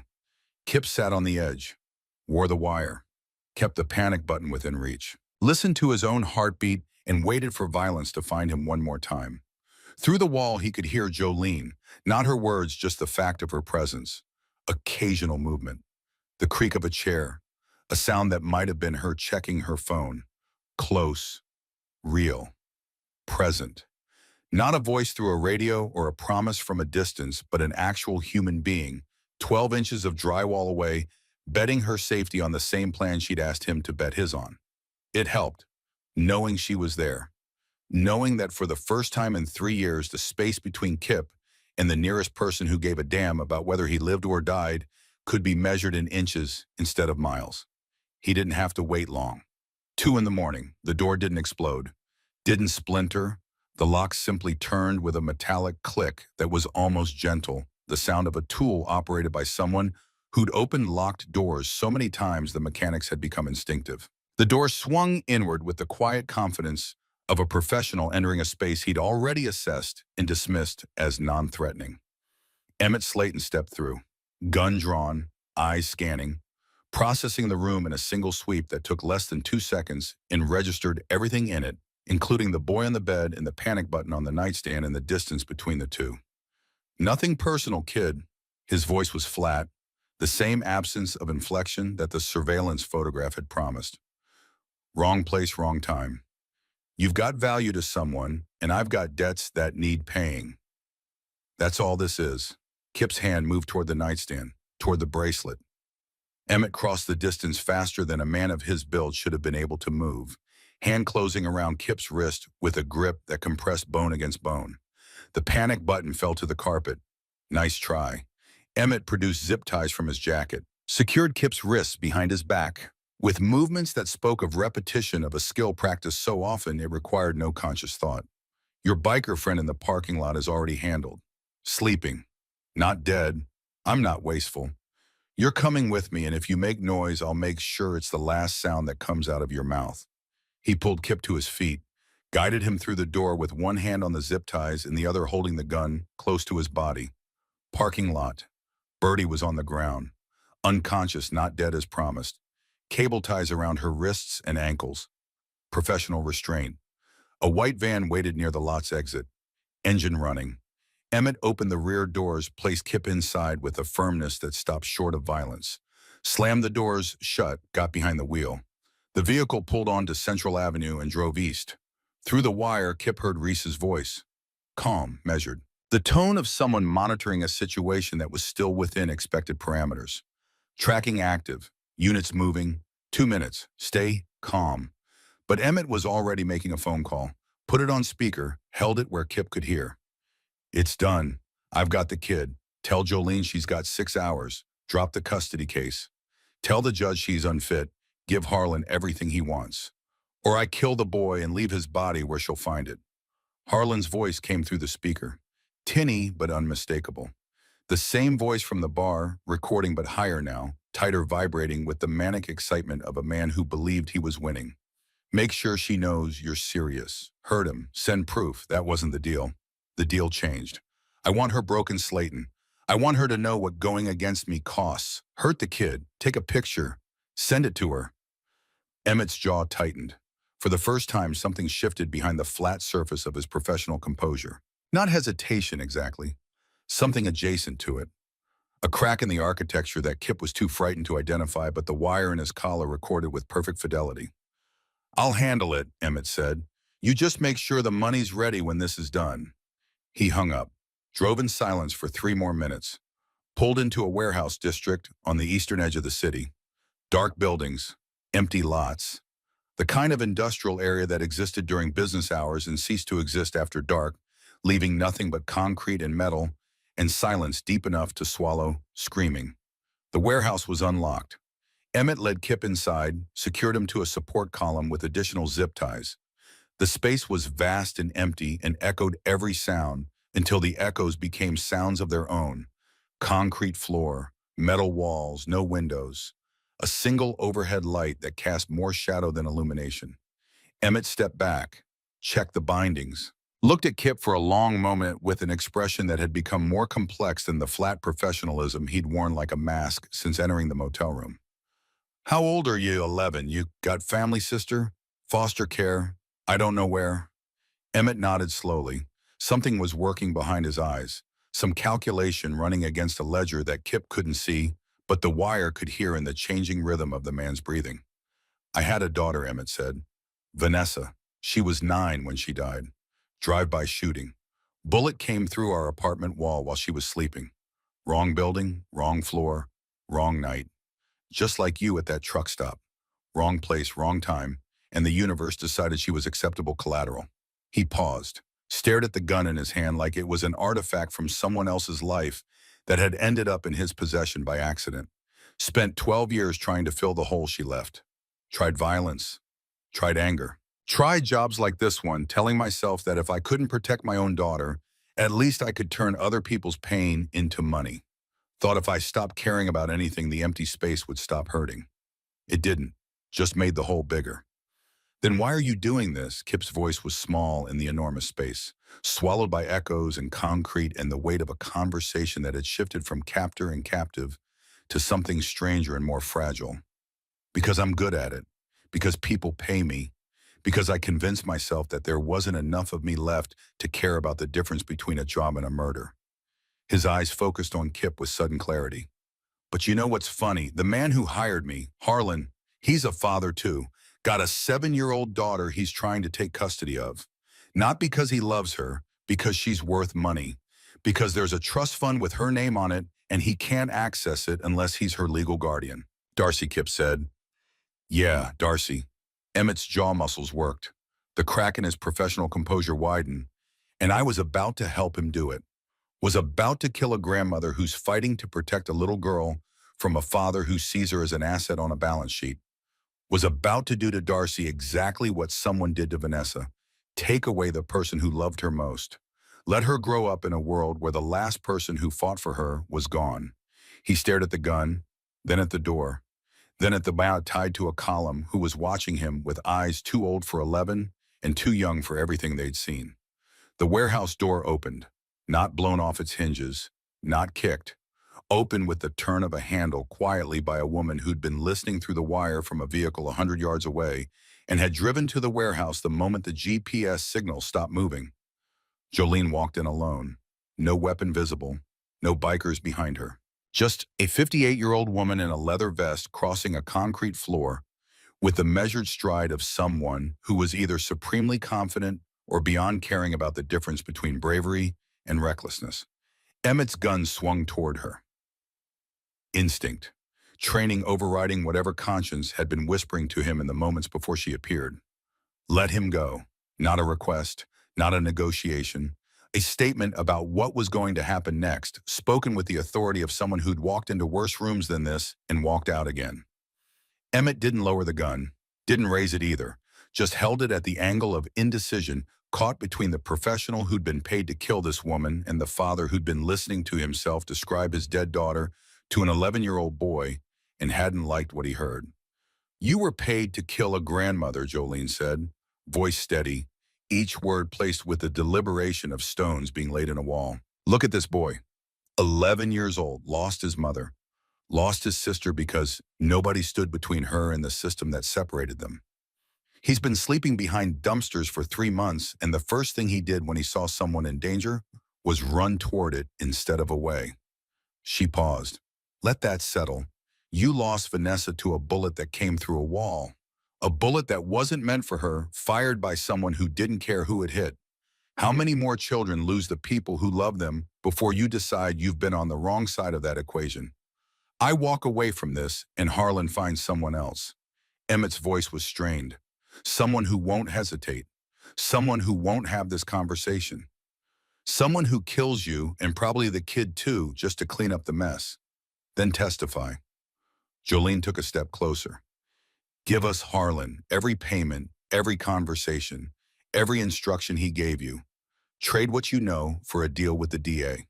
Let the system put him where he belongs instead of letting him keep hurting people who can't fight back." Emmett laughed, bitter, the sound of a man confronting the gap between who he'd been and who he'd become. "You think the system works? The system failed Vanessa, failed your granddaughter, failed this kid tied to a post in a warehouse at 2 in the morning. When has the system ever worked? When we make it work." Jolene's voice didn't waver. "When we give it evidence it can't ignore. When we stop waiting for someone else to fix things and start using every tool available, including the system as a weapon against people like Harlan." She took another step, close enough now that Emmett would have to make a conscious decision to shoot a woman who was looking him in the eyes with an expression that contained no fear and no hatred, and something that might, under different circumstances, have been called understanding. "I'm not asking you to trust the system. I'm asking you to look at this boy and tell me that a father who pays to murder his own mother deserves custody of a 7-year-old girl. I'm asking you to choose which side of Vanessa's story you want to spend the rest of your life standing on." Silence. Absolute. The warehouse swallowing every sound except the mechanical rhythm of Kip's breathing and the distant hum of the city that existed outside these walls but felt like it belonged to a different universe. Emmett looked at the gun, at Kip, at Jolene, at the geometry of the situation, the angles and trajectories and outcomes that his professional mind was computing with the speed and precision that had made him very good at a job he was now realizing had been slowly killing the parts of him that mattered. He lowered the gun, set it on the concrete floor, raised his hands. All right, his voice was quiet, stripped of the flatness that had been its defining characteristic, something raw underneath, something that sounded like the first honest syllables he'd spoken in years. "I'll testify, I'll give you everything, but I want a deal, and I want to know the kid's going to be okay. The kid is under sacred protection. He's going to be more than okay." Jolene moved past Emmett, crouched beside Kip, started cutting the zip ties with the same knife that had opened the second shooter's arm at the truck stop, steel that served whatever purpose the moment demanded. "As for the deal, that's between you and the DA. But I'll tell them you chose the right side when it counted." She got Kip free, checked his wrists, checked his face, found fear and adrenaline in the particular exhaustion of a body that had been pumping survival chemicals for longer than anybody should have to. She pulled him into a brief, fierce hug. "Hard enough to hurt, hard enough to mean it. You did good. Recording's clean. We got Harlan ordering you hurt. We got Emmett admitting to the contract. We got everything." Kip's legs were shaking. Aftershock, his body catching up to what his mind had already processed. He leaned into Jolene's grip and let it anchor him the way her hand on his in the ambulance had anchored him, the way her presence through the motel wall had anchored him. Solid, real, not going anywhere. Jolene pulled out her phone, called Cormac. "Hearings in 7 hours. We deliver this evidence to the police and the DA right now. Rush the charges. Have Harlan in custody before the judge takes the bench. No judge in this state is going to award custody to a man facing conspiracy to commit murder charges. Cormac arrived with 4 bikers. They secured Emmett with zip ties that he accepted without resistance, like a man who'd set down something heavy he'd been carrying for too long and couldn't remember how to pick it up again. Led him to the waiting vehicles. Dawn was already seeping across the horizon, pink and gold bleeding into the darkness like evidence of a world that still bothered to be beautiful even when the people living in it made that beauty difficult to justify.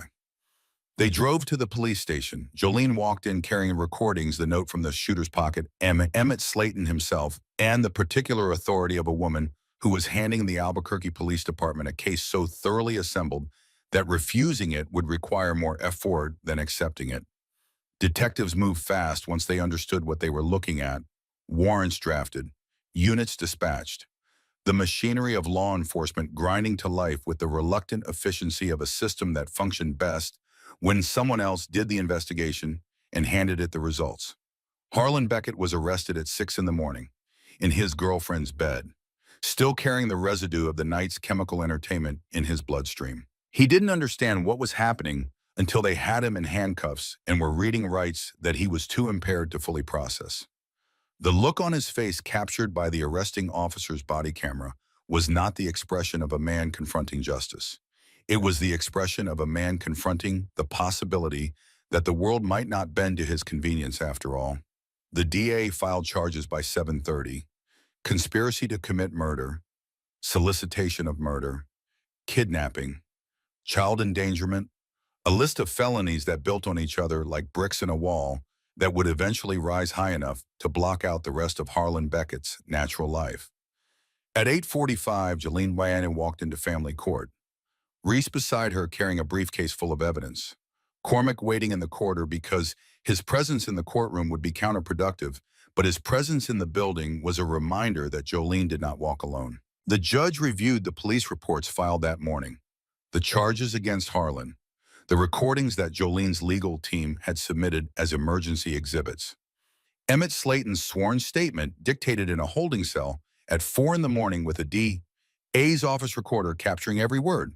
The courtroom was quiet, the kind of quiet that happens when every person in a room understands that the words about to be spoken will change the trajectory of lives that extend far beyond the walls containing them. Mr. Beckett's petition for custody is denied. The judge's voice carried the clipped precision of professional outrage held carefully in check. Ms. Beckett, you are granted full and permanent custody of Darcy Beckett, effective immediately.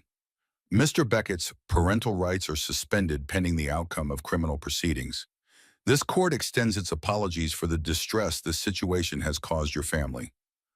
Jolene didn't cry, didn't celebrate, didn't allow the tidal wave of relief and exhaustion and vindication that was building behind her ribs to reach her face.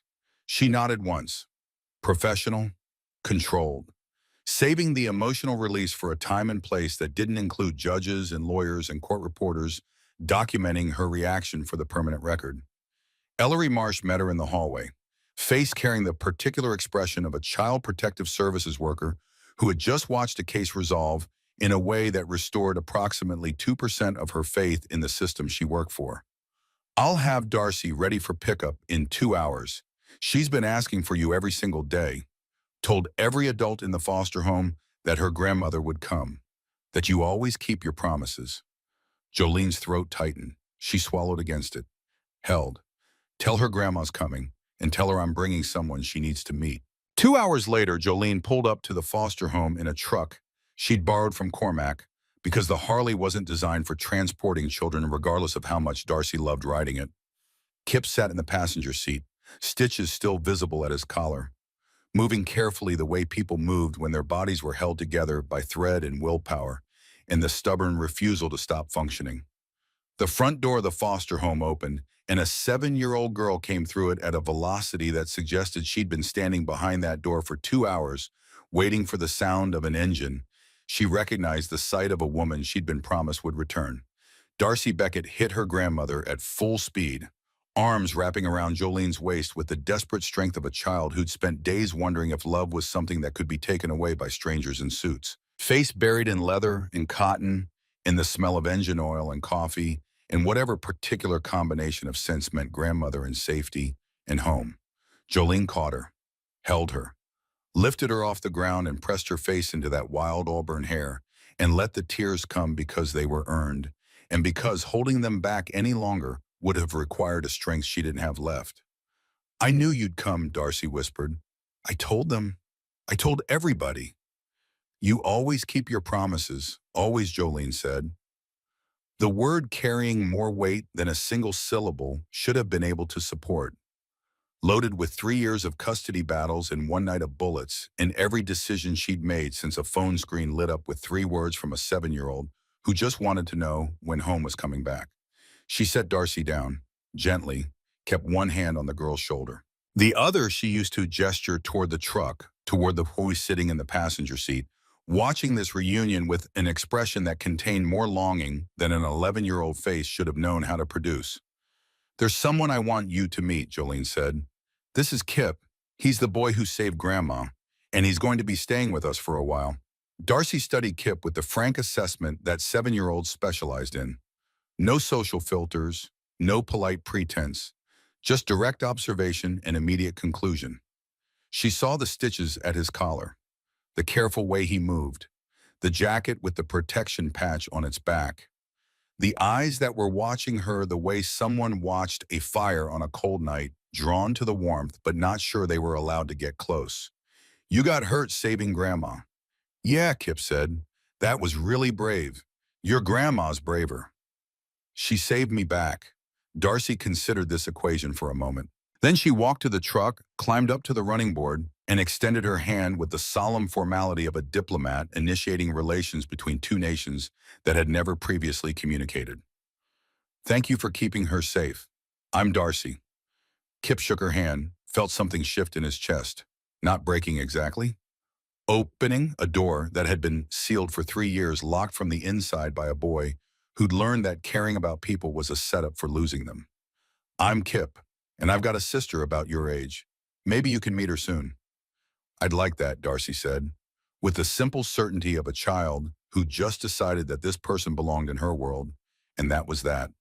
They drove back to Jolene's house, the one Harlan had tried to inherit, the one that would now hold a grandmother, a granddaughter, and a boy who'd earned his place in both their lives by doing the thing that nobody else had been willing to do.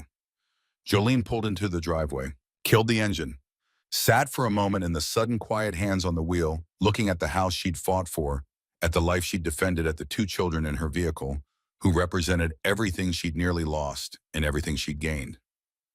Her phone buzzed. Text from Cormac. Emmett's testimony is solid. DA offered him 15 years with possibility of parole at 10 if he cooperates fully. He took it. Harlan's looking at life without parole. Good, Jolene typed back. And Kip's paperwork. Emergency guardianship is filed. You'll have temporary custody by end of week, permanent within the month if all goes well. Kid's legally yours until he ages out or you decide otherwise. Jolene looked at Kip, sitting in the passenger seat with Darcy already telling him about her school and her friends and the room that Grandma had painted purple because purple was the color of Queens. You okay with this, living here, being part of whatever this is becoming? Kip thought about the alternatives. The shelters, the dumpsters, the 3 a.m. cold, and the constant hunger and the exhaustion of never feeling safe. Thought about Nora still waiting in Santa Fe, about the possibility of a future that included more than survival. Yeah, he said, I'm okay with it. That night, Jolene made dinner. Real food on real plates at a table with chairs and napkins, and the overhead light casting warm yellow across a kitchen that smelled like garlic and bread, and the particular alchemy of someone cooking for people she loved. Darcy talked without pause, filling the house with the sound of a child reclaiming the space that fear had temporarily emptied. Kip ate quietly, listening, absorbing the strangeness of being somewhere warm and safe and wanted, of sitting at a table where his presence was expected rather than tolerated, of mattering. After dinner, after Darcy had been convinced that bedtime was not a conspiracy against her personal freedom, Jolene found Kip standing at the window of the spare room that was now his room, looking out at the dark street, at the city lights reflecting off low clouds, at a world that looked different from inside a house than it did from behind a dumpster. Reese found your sister, Jolene said quietly. Nora, she's in Santa Fe. Foster home run by a woman named Faye Dunlap. Been there 4 months, before that 6 different placements in 3 years. Kip's hand went to the window glass, palm flat against the cold surface. Is she safe physically? Yes. Dunlap's record is clean, but Nora's been moved so many times she's stopped trying to connect. Keeps to herself. Doesn't talk much. Classic pattern for kids who've learned that getting attached means getting hurt.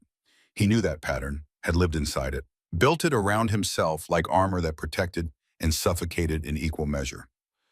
Can I see her tomorrow? After this is done, after we get the paperwork started, we drive to Santa Fe. All of us. We bring Nora into this. Same protection, same promise, same family. That was the deal. You help me, I help you. You promised. Jolene met his eyes. Steady, unyielding. I promise. And unlike most adults you've met, I keep my word. The oath works both ways, Kip. You save me, I save you back. That includes your sister. Kip nodded, didn't trust his voice. Turned back to the window and let the tears fall where nobody could see them, because some habits from the street died harder than others, and crying in private was one of the last ones to go. Behind him, Jolene stood in the doorway for a moment longer, watching. Then she turned and walked to her own room, where a photograph of her late husband sat on the nightstand. Ray, young and strong before the cancer.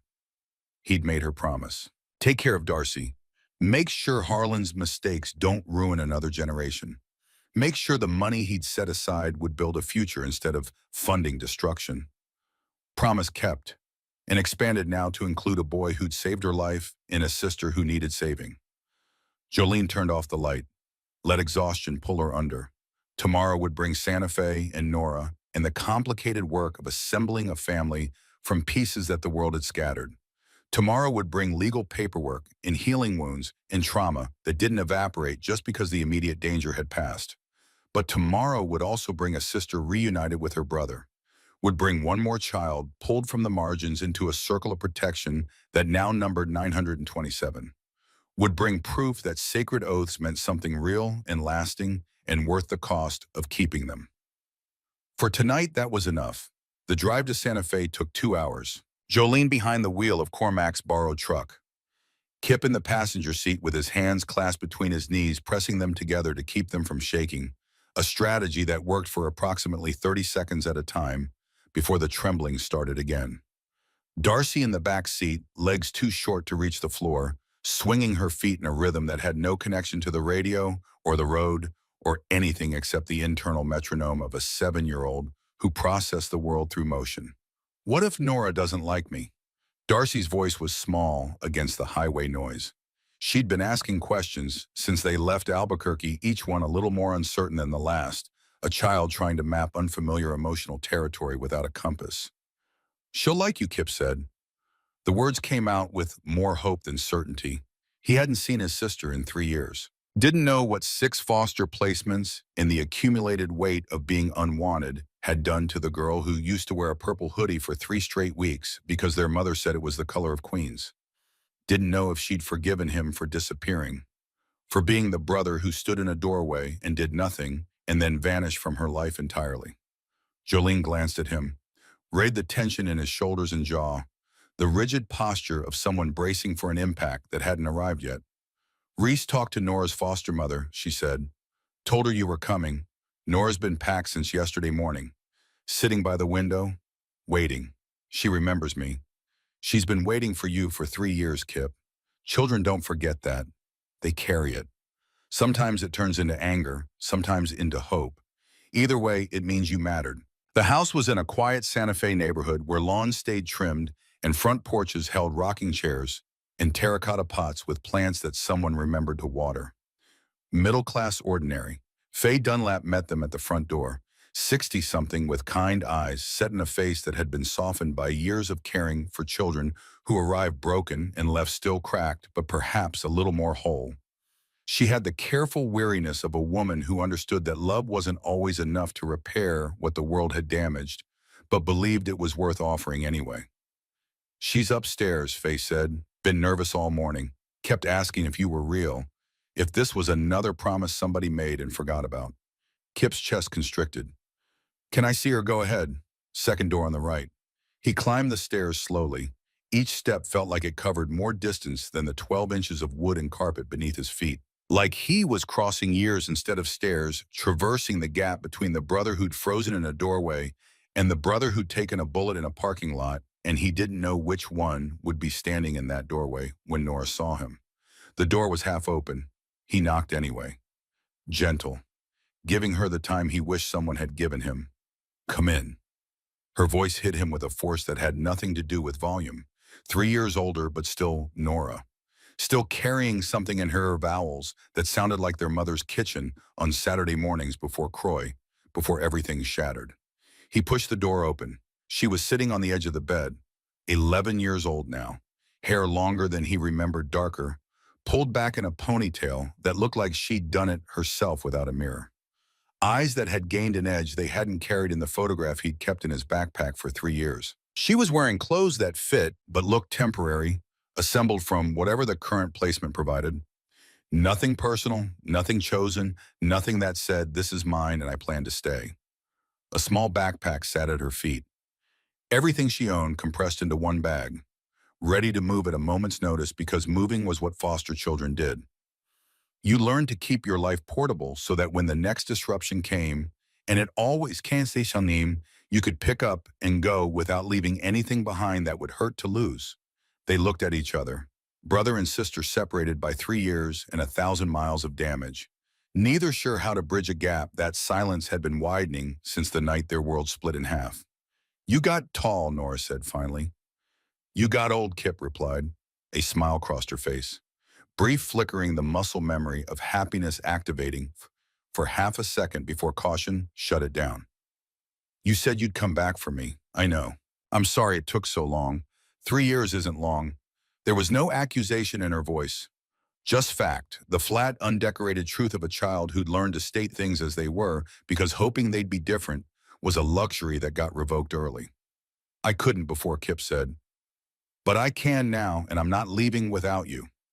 Nora studied him, took in the stitches still visible at his collar, fading but present, the stiffness in his movements that spoke of a body still negotiating with a wound, the denim jacket with its protection patch stitched onto the back, marking him as someone who belonged to something larger than himself. "Reese told me you got shot, saved someone's grandmother." "Yeah." Well, the question was bigger than the word.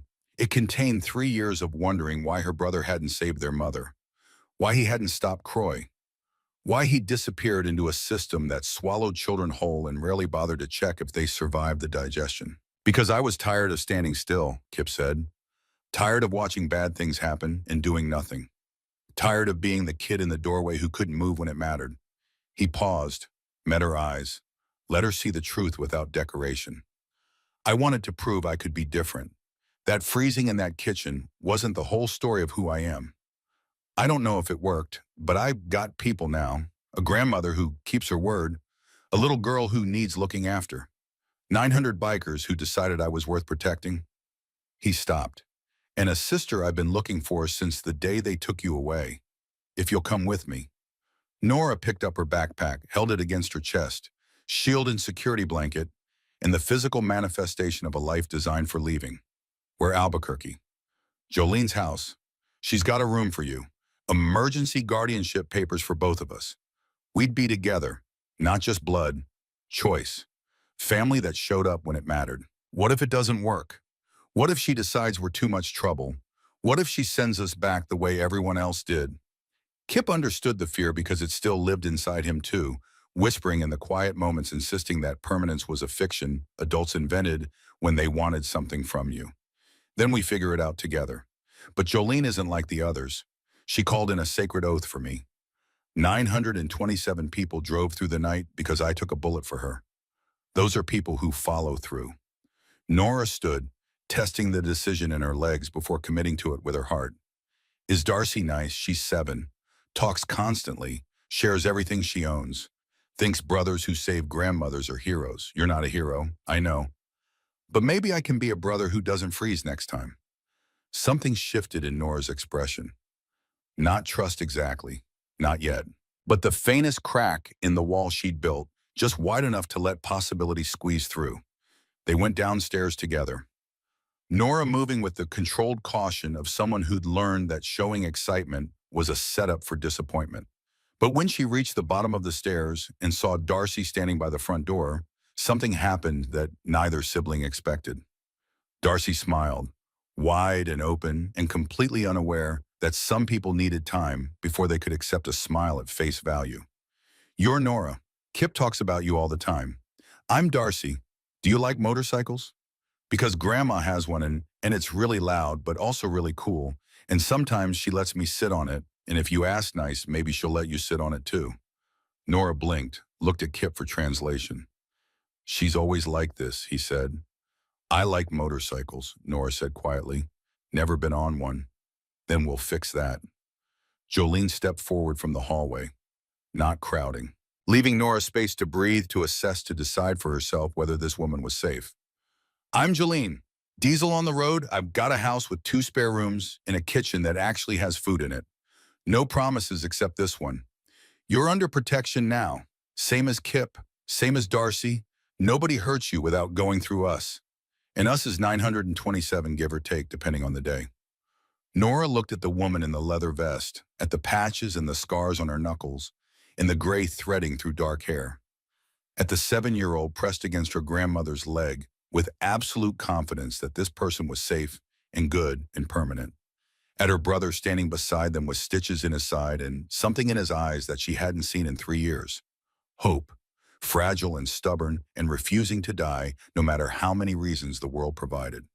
Faye appeared with paperwork, emergency placement transfer, temporary guardianship authorization, signatures and stamps that transformed Nora from a case number in a filing cabinet into a member of a household that hadn't existed a week ago.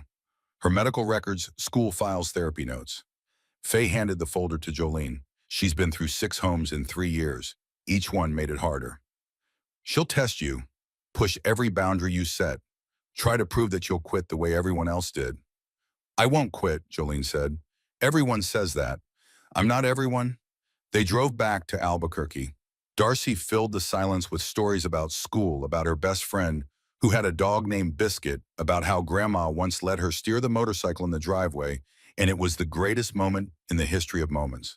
Nora listened from the back seat, didn't speak, watched the desert scroll past the window, and kept her backpack on her lap with both arms wrapped around it. Kip watched his sister in the rearview mirror, recognized the posture, the held breath, the way she kept her body angled toward the door, always ready to exit, always measuring the distance between herself and the nearest escape route. He'd held himself that same way for years, might still be holding himself that way if a bullet hadn't forced him into a different posture entirely. The house felt different with 4 people in it, fuller, louder, more complicated in ways that were both wonderful and terrifying. Jolene showed Nora her room, plain walls, empty dresser, clean sheets on a bed that didn't smell like anyone, because foster homes learn not to let rooms accumulate the personal scent of children who wouldn't stay. "You can decorate however you want. Paint the walls, hang posters, put up pictures. Make it yours. This isn't temporary." Nora set her backpack on the bed. Didn't unpack. "How long?" "As long as you want. I've filed for permanent guardianship. If it goes through, you're with me until you're 18, unless you decide otherwise. People always say permanent, and then something changes." Jolene sat on the edge of the bed, slow, non-threatening, leaving 3 feet of space between them. "You're right. Things change. I'm not going to promise you perfect, because perfect doesn't exist in any house I've ever lived in. What I can promise is that I won't send you back because you're difficult. Won't give up because you test me. Won't decide one morning that you're too much work. You're Kip's sister. He saved my life. That makes you family, and I protect family even when family makes it hard. That's a strange reason to take in somebody's kids. Most reasons people bring kids into their homes are strange if you examine them honestly." Jolene stood, left the room, gave Nora the privacy to sit with whatever she was feeling and decide for herself whether opening that backpack meant hope or just another rehearsal for the disappointment that would follow. Kip found her an hour later, still on the bed, backpack still closed. "You don't have to unpack," he said, "not until you're ready. What if I'm never ready?" "Then you live out of a backpack. But you live here while you do it." Nora looked at him, really looked, taking inventory of the changes that 3 years and a bullet had made.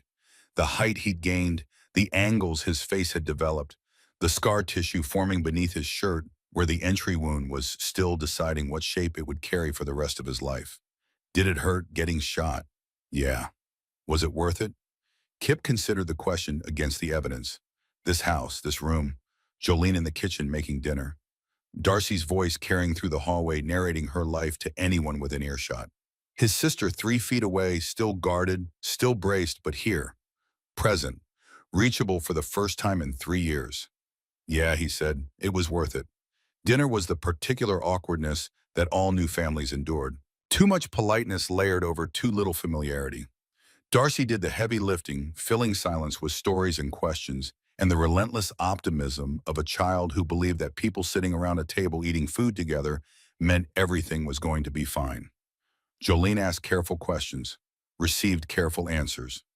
Nora ate slowly, watching the door between bites, cataloging exits, doing the survival math that foster children performed automatically in unfamiliar environments. But she ate, and when Jolene mentioned dessert, Nora's eyes widened for half a second before she caught herself and smoothed the reaction into neutral. A flash of surprise that kindness could include chocolate cake, that unexpected good things didn't always carry a price tag that arrived later. That night, Kip heard crying through the wall, soft, muffled. The sound of someone who'd learned to grieve quietly because loud grief in foster homes attracted attention that was rarely helpful. Early, he knocked on Nora's door, waited, go away. He opened it anyway, found her curled on the bed in her closed backpack clutched against her chest, face wet. I used to cry every night for the first month, he said, after they took you, after I ran from Croy. Thought if I cried enough, something would change, that someone would hear and decide to care. Nothing changed. So why are you telling me this? Because eventually I stopped.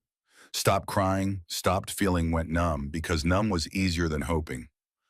Lived like that for almost 3 years.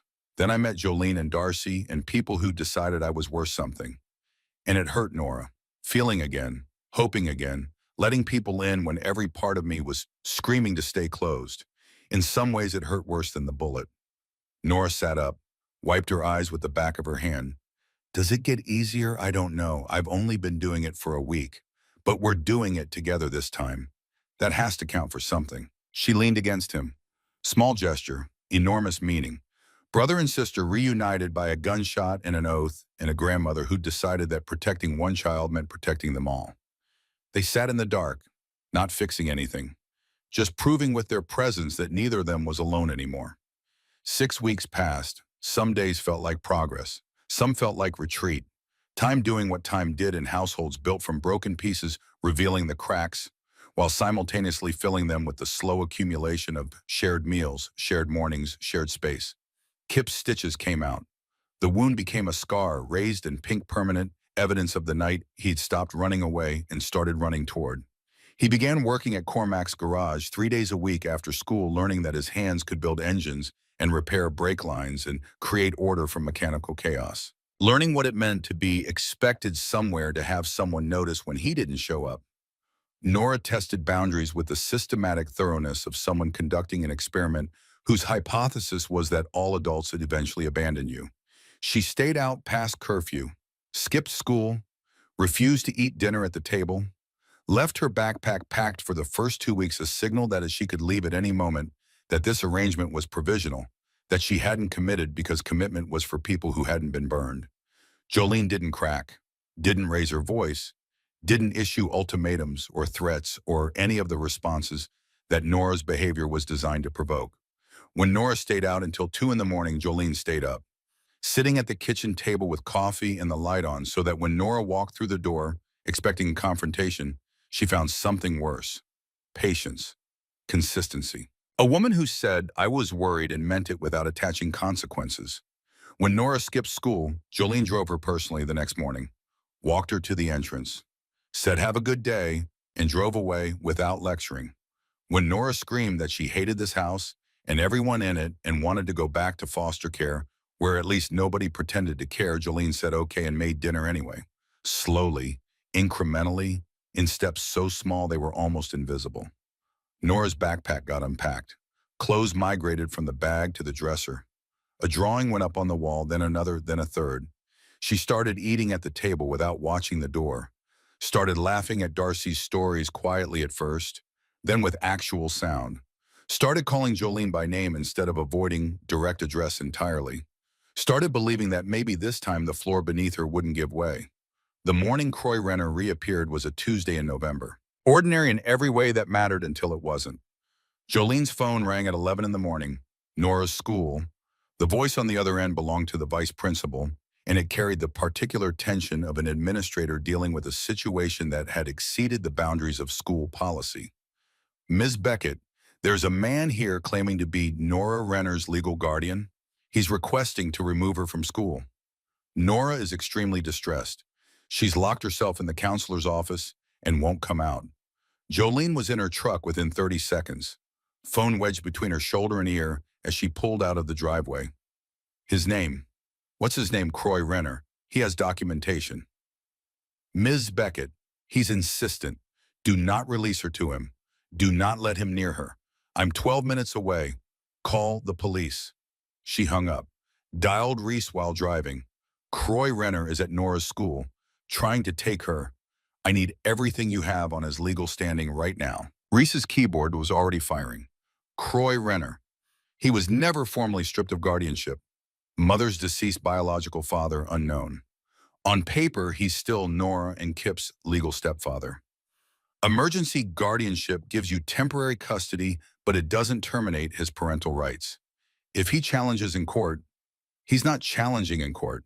He's standing in a school lobby trying to physically remove an 11-year-old who's terrified of him. Jolene called her lawyer next, got voicemail, left a message that was 3 sentences long and contained more urgency per word than most people generated in a paragraph. Then she called the one person who could meet her at the school in time. Kip answered on the second ring. He was at Cormac's garage halfway through an oil change. Croy's at Nora's school. Silence. 2 seconds, then the sound of a wrench hitting concrete. I'm coming. Not on a bike. You're not legal to ride alone. Get Cormac to drive you. And Kip, listen to me. Do not confront him physically. Do not touch him. Do not give him anything he can use. We handle this clean or we don't handle it at all. She got to the school in 10 minutes, parked in the fire lane because parking regulations were not among her current priorities. Walked through the front entrance with her shoulders set and her breathing controlled and every nerve in her body tuned to a frequency that most people never accessed outside of genuine emergencies. Croy Renner was standing in the administrative office. 40s, average height, soft around the middle in a way that suggested beer rather than food. Wearing clean clothes and a reasonable expression, the costume of a concerned parent navigating bureaucracy assembled carefully over whatever he actually was underneath. Jolene had known men like him, had been married to one a lifetime ago. Men who could put on respectability the way other people put on jackets, wearing it just long enough to get what they wanted before the real person underneath pushed through. He turned when she entered, saw the vest, the patches, processed and recalculated. Who are you, Jolene Beckett? Nora's guardian. Temporary guardian. I'm her legal stepfather. I have documentation. He held up papers. Jolene didn't look at them. Looked at him instead. At his eyes. At whatever lived behind the reasonable expression and the clean shirt.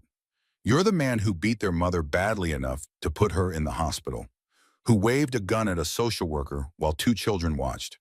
Whose violence caused its CPS to remove Nora from her home and placed her in a system that failed her 6 times before she landed with me. That's not, Croy started, and you're the man Kip ran from. At 11 years old, he climbed out a window in January because staying in your house was more dangerous than sleeping on the street. He spent nearly 3 years homeless rather than live with you. What does that tell you about your fitness as a parent? Croy's reasonable expression thinned. Jolene saw the real face beneath it. The anger that men like him kept leashed in public and released in private behind closed doors against people who couldn't fight back. I've changed, he said. Got counseling. Got clean. I have a right to my children. They're not your children. They're your dead wife's children, and you lost any claim to them when you put her in the hospital. The door behind Jolene opened. Kip walked in. Cormac had dropped him at the curb, was waiting in the truck outside.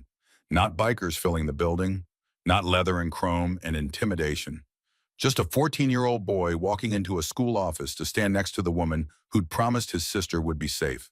Kip positioned himself between Croy and Amar, which used to be Croy, and the hallway that led to the counselor's office where Nora was locked inside. He didn't speak. Didn't need to. His presence was the message. 3 years ago, he had been frozen in a doorway. Now he was standing in a one by choice, blocking it with his body and his intention and the absolute refusal to let this man near his sister again. Croy looked at Kip. Something flickered across his face. Recognition, maybe, or the realization that the boy who'd been too scared to move was no longer a boy and was no longer scared and was no longer alone. 2 police officers arrived. Jolene's call to the school had triggered protocol, and the officer's presence shifted the dynamics from a custody dispute into something with rules and witnesses and documentation. Jolene turned to the officers. She spoke clearly, audibly, with the measured precision of someone building a legal record with every word. This man has a documented history of domestic violence against these children's mother. Kip Renner, who I have emergency guardianship over, was returned to this man's custody by CP 3 years ago and fled due to ongoing abuse. I have medical records, police reports, and sworn testimony documenting his violence. I'm requesting an emergency restraining order, and I'm informing you that if he is not removed from this school immediately, I will file charges for harassment, intimidation, and attempted interference with illegal guardianship. She turned to Croy. And I'm informing you that I have retained legal counsel, that a petition to permanently terminate your parental rights was filed this morning, and that any further attempt to contact Nora or Kip will be treated as a violation of the protective order that will be in effect by end of day. She'd filed the petition that morning. Had been working with her lawyer for weeks since the day Nora arrived, anticipating exactly this scenario. Building the legal architecture that would seal Croy out permanently. Not waiting for him to come. Preparing for when he did. Croy looked at the officers, at Jolene, at Kip standing in the doorway, at the situation he had walked into, expecting a scared girl and an overwhelmed school administration, and finding instead a woman who'd prepared for his arrival with the same strategic thoroughness she'd used to dismantle his stepson's father. You can't do this, he said, but the conviction had drained from his voice. He was reading the room. Understanding that the power dynamics he'd relied on, the physical intimidation, the legal gray areas, the assumption that nobody would fight back, had been systematically eliminated before he'd even known to look for them. The officers escorted him out. Jolene watched him go, watched the doors close behind him, watched the threat recede, not with the dramatic finality of a confrontation resolved by force, but with the quiet procedural efficiency of a system being used as the weapon it was designed to be. She found Nora in the counselor's office, curled in a chair with her arms wrapped around her knees, shaking. Eyes wide with the particular terror of a child confronted by the monster she'd spent 3 years trying to forget. Jolene crouched in front of her. Didn't touch, didn't crowd, just put herself at eye level and spoke. He's gone. Police took him. Restraining order by tonight. Petition to terminate his rights is already filed. He doesn't get near you again. Not today, not ever. How can you be sure? Because I've been preparing for this since the day you moved in. Because I don't wait for problems to find me. I find them first, and I take them apart before they reach the people I care about. Nora stared at her, processing, recalibrating everything she'd believed about adults and promises and the reliability of protection. You knew he'd come. I knew someone like him would try. They always do. Men who hit think they own the people they've hurt. But ownership requires consent, and neither you nor Kip ever gave him that. Kip appeared in the doorway. Nora saw him, saw the brother who'd come, who'd stood in the gap between her and danger without hesitation, without freezing, without repeating the failure that had haunted them both for 3 years. You didn't stand still, she said. I had someone standing with me this time. That night after dinner, after Darcy had been tucked into bed, after the house settled into the quiet rhythms of evening, Nora unpacked her backpack. Kip watched from her doorway as she placed each item in the dresser with the careful deliberation of someone performing a ritual they'd never attempted before. Clothes folded and arranged. Drawings taped to the wall with adhesive strips Jolene had left on the nightstand without comment. A photograph of their mother positioned on the shelf above the bed where it could be seen from the pillow. And the backpack itself empty, now tucked into the closet. Not beside the bed, not within arm's reach, in the closet where things were stored when you planned to stay. Harlan's trial came 4 months after his arrest. Jolene and Kip both testified.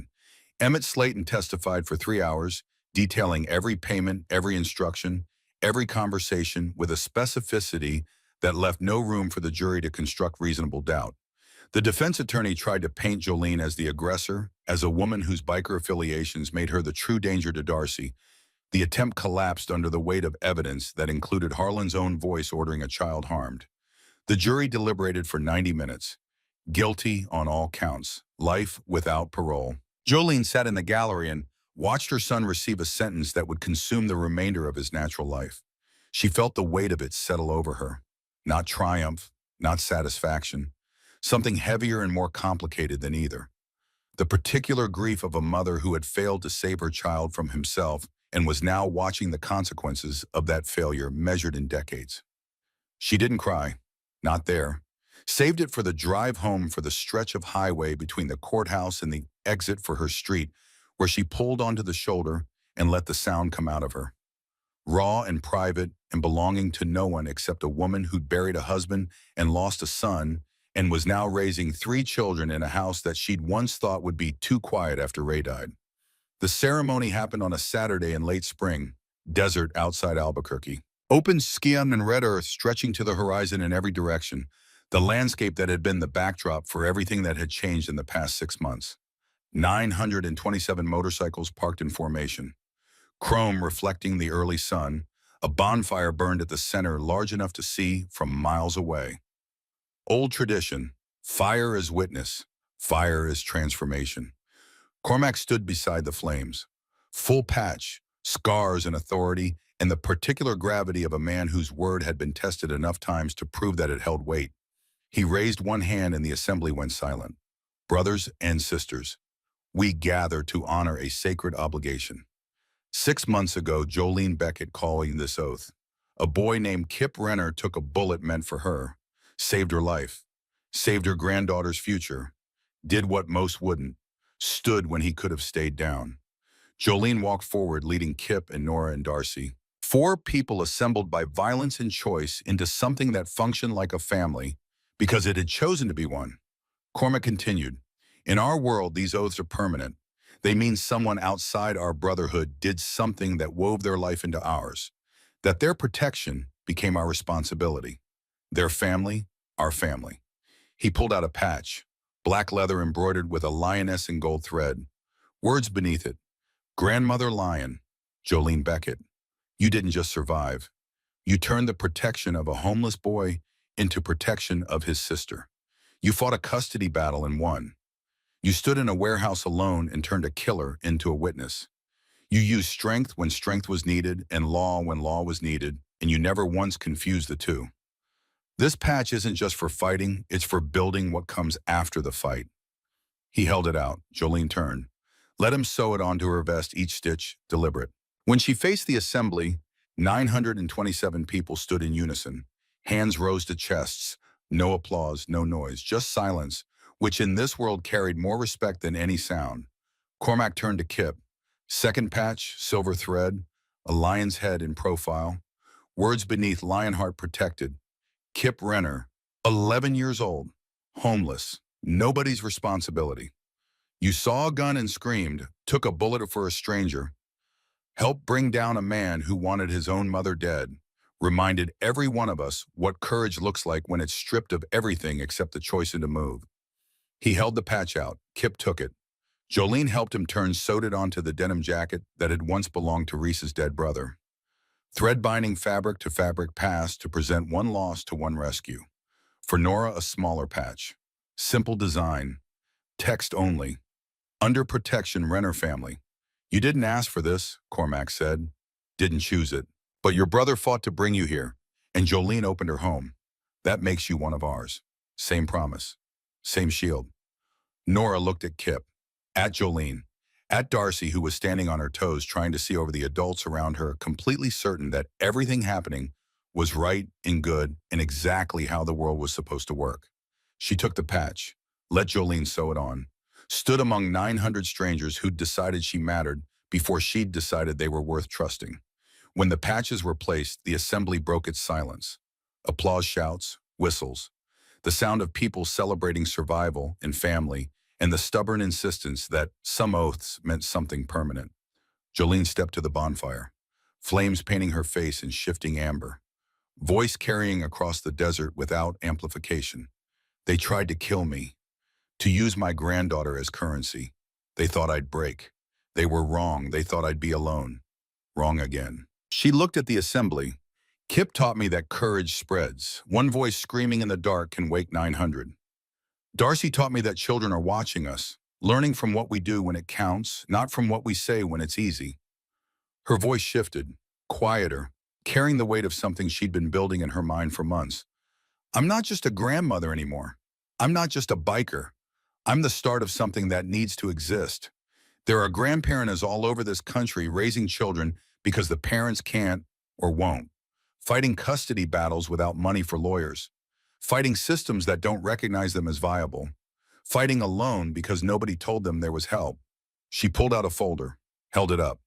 The Grandmother Lion Project, legal aid for grandparents in custody battles, safe houses for emergency placements, a network built on the reach we already have. Bikers and lawyers and social workers connected by the same principle that brought 900 of you here today. We protect. We show up. We make sure the vulnerable aren't standing by themselves. Cormac took the folder. Read it, looked at the assembly. All in favor, 927 hands rose. Unanimous. We'll build it, Cormac said. Fund it, staff it, make it last. Close to 3 years passed. The Grandmother Lion Project helped its first family within a month of the ceremony. A 70-year-old woman fighting for custody of twin granddaughters whose father was using them as cover for a dealing operation. Jolene showed up with lawyers the Brotherhood funded and bikers who made it clear that threatening grandmothers carried consequences. The woman got custody, the twins got stability. Word traveled. By the end of the first year, 37 families. By the second, 114. Grandparents who'd been fighting alone discovered that a network existed, that someone would answer when they called. That protection meant people showing up, not just promises made from a safe distance. Kip turned 14, worked at Cormac's garage full-time outside school hours, learning mechanics and welding, learning that reliability was something you built with your hands and your presence day after day, that people counted on him and he could be counted on. Nora found art, drew the family that had assembled itself around her, Jolene on her Harley, Darcy with her gap-toothed grin, Kip with his scar fading but visible beneath his collar. 900 bikers rendered as a sea of chrome and leather surrounding the people who mattered. Her teacher submitted the drawings to a statewide competition. She won. The prize included a scholarship fund for art school, a future opening in directions that foster care files had suggested were statistically unlikely for someone with her background. Darcy turned 10, confident and loud and absolutely certain that the world could be good because the people around her had proven it. She started a junior chapter of the Grandmother Lion Project at her school. Kids helping kids, collecting donations, spreading awareness. 9 years old when she began it, 10 when it became real, already understanding that protection required action. Jolene turned 60, gray hair going white, joints that filed complaints after long rides, but still riding, still showing up for custody hearings and emergency placements and the endless unglamorous work of proving that family meant showing up. 187 children in permanent custody with grandparents. 43 women connected with safe houses and legal aid. The program spreading across 7 states, each chapter anchored by bikers who decided that the most dangerous thing they could do was care about people the system had overlooked. On a Tuesday night in autumn, Jolene got the call. Unknown number. She answered because she'd learned that unknown numbers sometimes carried the voices of people who needed help and had run out of other options. Ms. Beckett, this is Officer McKenzie with the Tucson Police Department. We've got a 14-year-old boy here, homeless, says he found the Grandmother Lion Project online, wants to know if it's real, if anyone actually comes. Jolene looked at the kitchen, at Kip doing homework at the table, at Nora sketching in her notebook. Had Darcy building something elaborate from materials that hadn't been designed to go together, but were cooperating anyway under the force of a 10-year-old's will? Her family. Built from wreckage and refusal and the stubborn belief that some debts were worth spending your whole life repaying. "I'll be there in 6 hours," she said. "Keep him safe until I arrive." She hung up, looked at the three of them. "Got a call. Kid in Tucson needs help. I'm riding out tonight." Kip stood before she'd finished the sentence. "I'm coming with you. You've got school tomorrow, and you've got a 6-hour ride alone in the dark. I'm coming." Nora looked up from her notebook. "Me too. You hate long car rides. I hate a lot of things. Doesn't mean I let you do them alone." Darcy appeared with her backpack already on her shoulders. "Road trip." Jolene looked at them, at what they'd become, at what she'd become. Not just a grandmother, not just a biker. Something harder to name but easier to recognize. A woman who'd been broken and broken again, and rebuilt again, and had decided somewhere along the way that the rebuilding was the point. "All right," she said. "Let's go remind someone they're not alone." They drove through the night, desert dark and star-filled and stretching in every direction like a promise that had no end. Jolene at the wheel, Kip navigating, Nora drawing in her notebook by the dome light, Darcy asleep against Nora's shoulder dreaming whatever 10-year-olds dreamed when they'd grown up believing the world was worth trusting. Somewhere in Tucson, a 14-year-old boy was sitting in a police station holding a phone number he had found on a website, wondering if the promises he'd read were real or just another fiction adults constructed to make themselves feel better about a world that chewed up kids and forgot to check what happened after. Jolene Beckett was 6 hours away and closing the distance. Behind her, built from one scream in a parking lot and one bullet and one oath that 927 people had decided to keep a network stretched across 7 states. Bikers and lawyers and social workers and grandparents and children. Connected by the principle that showing up mattered more than standing back. That protection was something you did every single day with your hands and your time and your presence. She thought about Kip at 11 exploding out of the shadows behind a dumpster because he couldn't stand the silence anymore. About Darcy running out of a foster home and into her arms with the faith of a child who'd never been given a reason to doubt. About Nora unpacking her backpack for the first time, placing each item in a dresser with the terrified precision of someone betting everything on the hope that this time would be different. About 927 engines rumbling to life in a hospital parking lot because someone called and said this matters. About a note on blood-smeared paper that had tried to end her life and instead created something that would outlast all of them. Her phone buzzed. Text from the boy in Tucson, 2 words. "You coming?" She typed back with one hand, eyes on the road, the other hand steady on the wheel. 20 minutes. Hold on. And she drove. Through the darkness and the distance and the hours, toward another child who needed proof that when you called for help, someone came. That when you'd been overlooked long enough to forget what being seen felt like, there were people in the world who would look at you and say you matter now, and mean it, and prove it, and never stop proving it for as long as proving it was required.